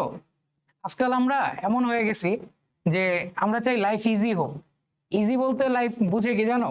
ইজি বলতে বুঝে যে এটা প্রশ্ন পারি নাই, উত্তরমালা খুললাম, আচ্ছা এটা বুঝছি, এটা মনে হয় একটা বুঝছি, কিন্তু অ্যাকচুয়ালি যে বুঝে, বুঝছো, তার সাথে আর তোমার সাথে অনেক পার্থক্য আছে। তোমরা ধরো একটা উত্তর জাস্ট দেখতেছো, ভাবতেছো আমি বুঝে গেছি, কিন্তু যতদিন না তোমরা ইনার মেকানিজমকে ফিল করতেছো বা ইনার মেকানিজমটা কিভাবে হইতেছে ওইটা বুঝতেছো, ততদিন আসলে তোমরা ম্যাথ বুঝতেছো না। যার প্রমাণ হচ্ছে তোমরা এক্সাম হলে গিয়ে পুরা ব্ল্যাঙ্ক হয়ে যাও, বুঝছো? তোমরা যদি জিনিসগুলা বুঝতা তাহলে দেখতা যে এক্সামেও রেজাল্ট ওইভাবে ভালো আসতো। তোমাদের মধ্যে অনেকে ধরো আমাদেরকে নক দেয় যে ভাইয়া আমি তো অনেক পড়ছি, আমি সবই পারি, সব থিওরি বুঝি, সব কিছু বুঝি, আমি পরীক্ষা হলে গিয়ে পারি না। মানলাম পরীক্ষা হলে তাও একটা থাকে যে টেনশনের কারণে অনেকে পারে না, কিন্তু বাসায় প্র্যাকটিস করতে গেলেও পারি না। তারপর আমি শুনে অবাক হয়ে গেছি, তারপর জিজ্ঞেস করলাম যে ভাইয়া তোমার কি কোনো মেন্টর আছে কিনা, টিচার আছে কিনা? বলে হ্যাঁ ভাইয়া বাসায় টিচারও আছে। তা আমি বললাম টিচারকে বলো না যে, বলে টিচার থাকা অবস্থায় ঠিক মতো সবই পারি, কিন্তু পরে নিজে প্র্যাকটিস করতে গেলে কিছু পারি না। সো এটার কারণ হইতেছে কি যে তোমরা ম্যাথকে কিভাবে যেন নিতেছো, বুঝছো? ম্যাথ হচ্ছে একটা টুল, তুমি ম্যাথের বিভিন্ন থিওরি জানবা, তুমি চিন্তা করবা যে এটা কোন কোন জায়গায় অ্যাপ্লাই করা যায়, কিভাবে অ্যাপ্লাই করা যায়, ঠিক আছে? এখন তুমি যদি বলো যে না ভাইয়া এটা বইয়ে 3 পেজ করে সলভ করছে, আমি এটা 3 পেজ করে ওই সলিউশন মুখস্থ করে তারপর পরীক্ষার খাতায় লিখবো, আপনি যতই বলেন যে এটা জাস্ট একটা ওয়ার্ডের অ্যান্সার, আমি শুনবো না। তোমার ইচ্ছা, ঠিক আছে? তোমার ইচ্ছা। আচ্ছা যাক, সো কমেন্টে তোমরা জানাও যে এই চ্যাপ্টারের ক্লাসগুলা তোমরা করছো কিনা। আর নেক্সটে হচ্ছে আমরা বাইনোমিয়াল চ্যাপ্টারটা করব। সো আমি একটা জিনিস চিন্তা করতেছিলাম যে যদি হইতেছে প্রত্যেকটা ভিডিওর ভিউ হইতেছে 1000 ক্রস করে তখন নেক্সট ভিডিওটা আপলোড করব, কিন্তু দেখা গেল যে জিনিসটা আসলে ওইভাবে আগাইতেছে না। তো তোমাদের কাছে একটা অনুরোধ থাকবে, যারা 27 ব্যাচ বা 28 ব্যাচের যদি কেউ থাকো, তোমরা তোমাদের স্কুল আর কলেজের গ্রুপগুলোতে একটু ভিডিওগুলা শেয়ার করো, ঠিক আছে? কারণ দিন শেষে আমাদেরও একটা আগ্রহের দরকার পড়ে, একটা মোটিভেশন আমাদেরও লাগে, বুঝছো? যখন আমরা দেখবো যে হ্যাঁ জিনিসটা মানুষজন অ্যাপ্রিসিয়েট করতেছে, মানুষজনের একটা কাজে লাগতেছে, তখন ভিতর থেকেই আসে যে হ্যাঁ আরো ক্লাস দেওয়া দরকার। কিন্তু যখন হচ্ছে আমরা দেখি যে না এটা আসলে মানুষজনের কাছে ওইভাবে পৌঁছাইতেছে না, তখন স্বভাবগতভাবেই হচ্ছে একটুখানি খারাপ লাগে, ঠিক আছে? তো এনিওয়েজ, তোমাদের বিভিন্ন সময় কোনো সমস্যা থাকলে নক দিও ভাইয়া। আর যেটা বলার ট্রাই করলাম ভাইয়া, ম্যাথকে একটু টুল হিসেবে শিখো, বুঝছো? তোমরা ম্যাথকে একটু ইমপ্রপার ওয়েতে শিখতেছো, বুঝছো? ম্যাথকে হইতেছে যদি ওইভাবে মনে করো যে ভাই মুখস্থ করে বা বইয়ে এভাবে লিখছে এভাবেই শেষ, এটা আসলে হয় না, বুঝছো? বইয়ে অনেক প্রশ্নের এমন সব সমাধান দেওয়া যেগুলো আসলে ভুলও, বুঝছো? কয়েকটা আছে ভুলও। সো নিজের ব্রেনটা একটু অন রাখো, বুঝছো? আমাদের বছর এনডিসির একটা কথা বলি, আমাদের বছর হয়েছে কি যে কুইজে একটা প্রশ্ন দিছে, বইয়ে ওইটার সলিউশন ভুল দেওয়া ছিল, ঠিক আছে। এন্ড পোলাপাইন ভাবছে কি যে কলেজে হইতেছে ওই ভুলটাই করা লাগবে, নাহলে মার্ক দিবে না।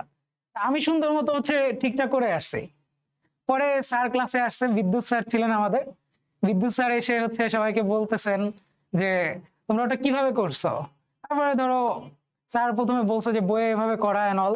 পোলাপাইন ধরো খুশি হয়ে গেছে পুরা, যে বইয়ের মতো করছি, আমারটাই হবে। অমুকে এটা বলতেছে, আরে ও ও কি বুঝেছি, বইয়ের থেকে বেশি বুঝে নাকি, বাদ বাদ। আবার স্যার বললো যে না, ওইটা তো ভুল আছে বইয়ে, ঠিকঠাক না করলে মার্ক পাবা না, ঠিক আছে। সো একটু কেয়ারফুল থেকো। দেখা গেল বোর্ডও এরকম সুন্দর কারেকশন করলো, আর ভর্তি পরীক্ষা তো আছেই, বুঝছো। আচ্ছা, ঠিক আছে তাহলে, বেস্ট অফ লাক। আবার দেখা হবে অন্য চ্যাপ্টারে।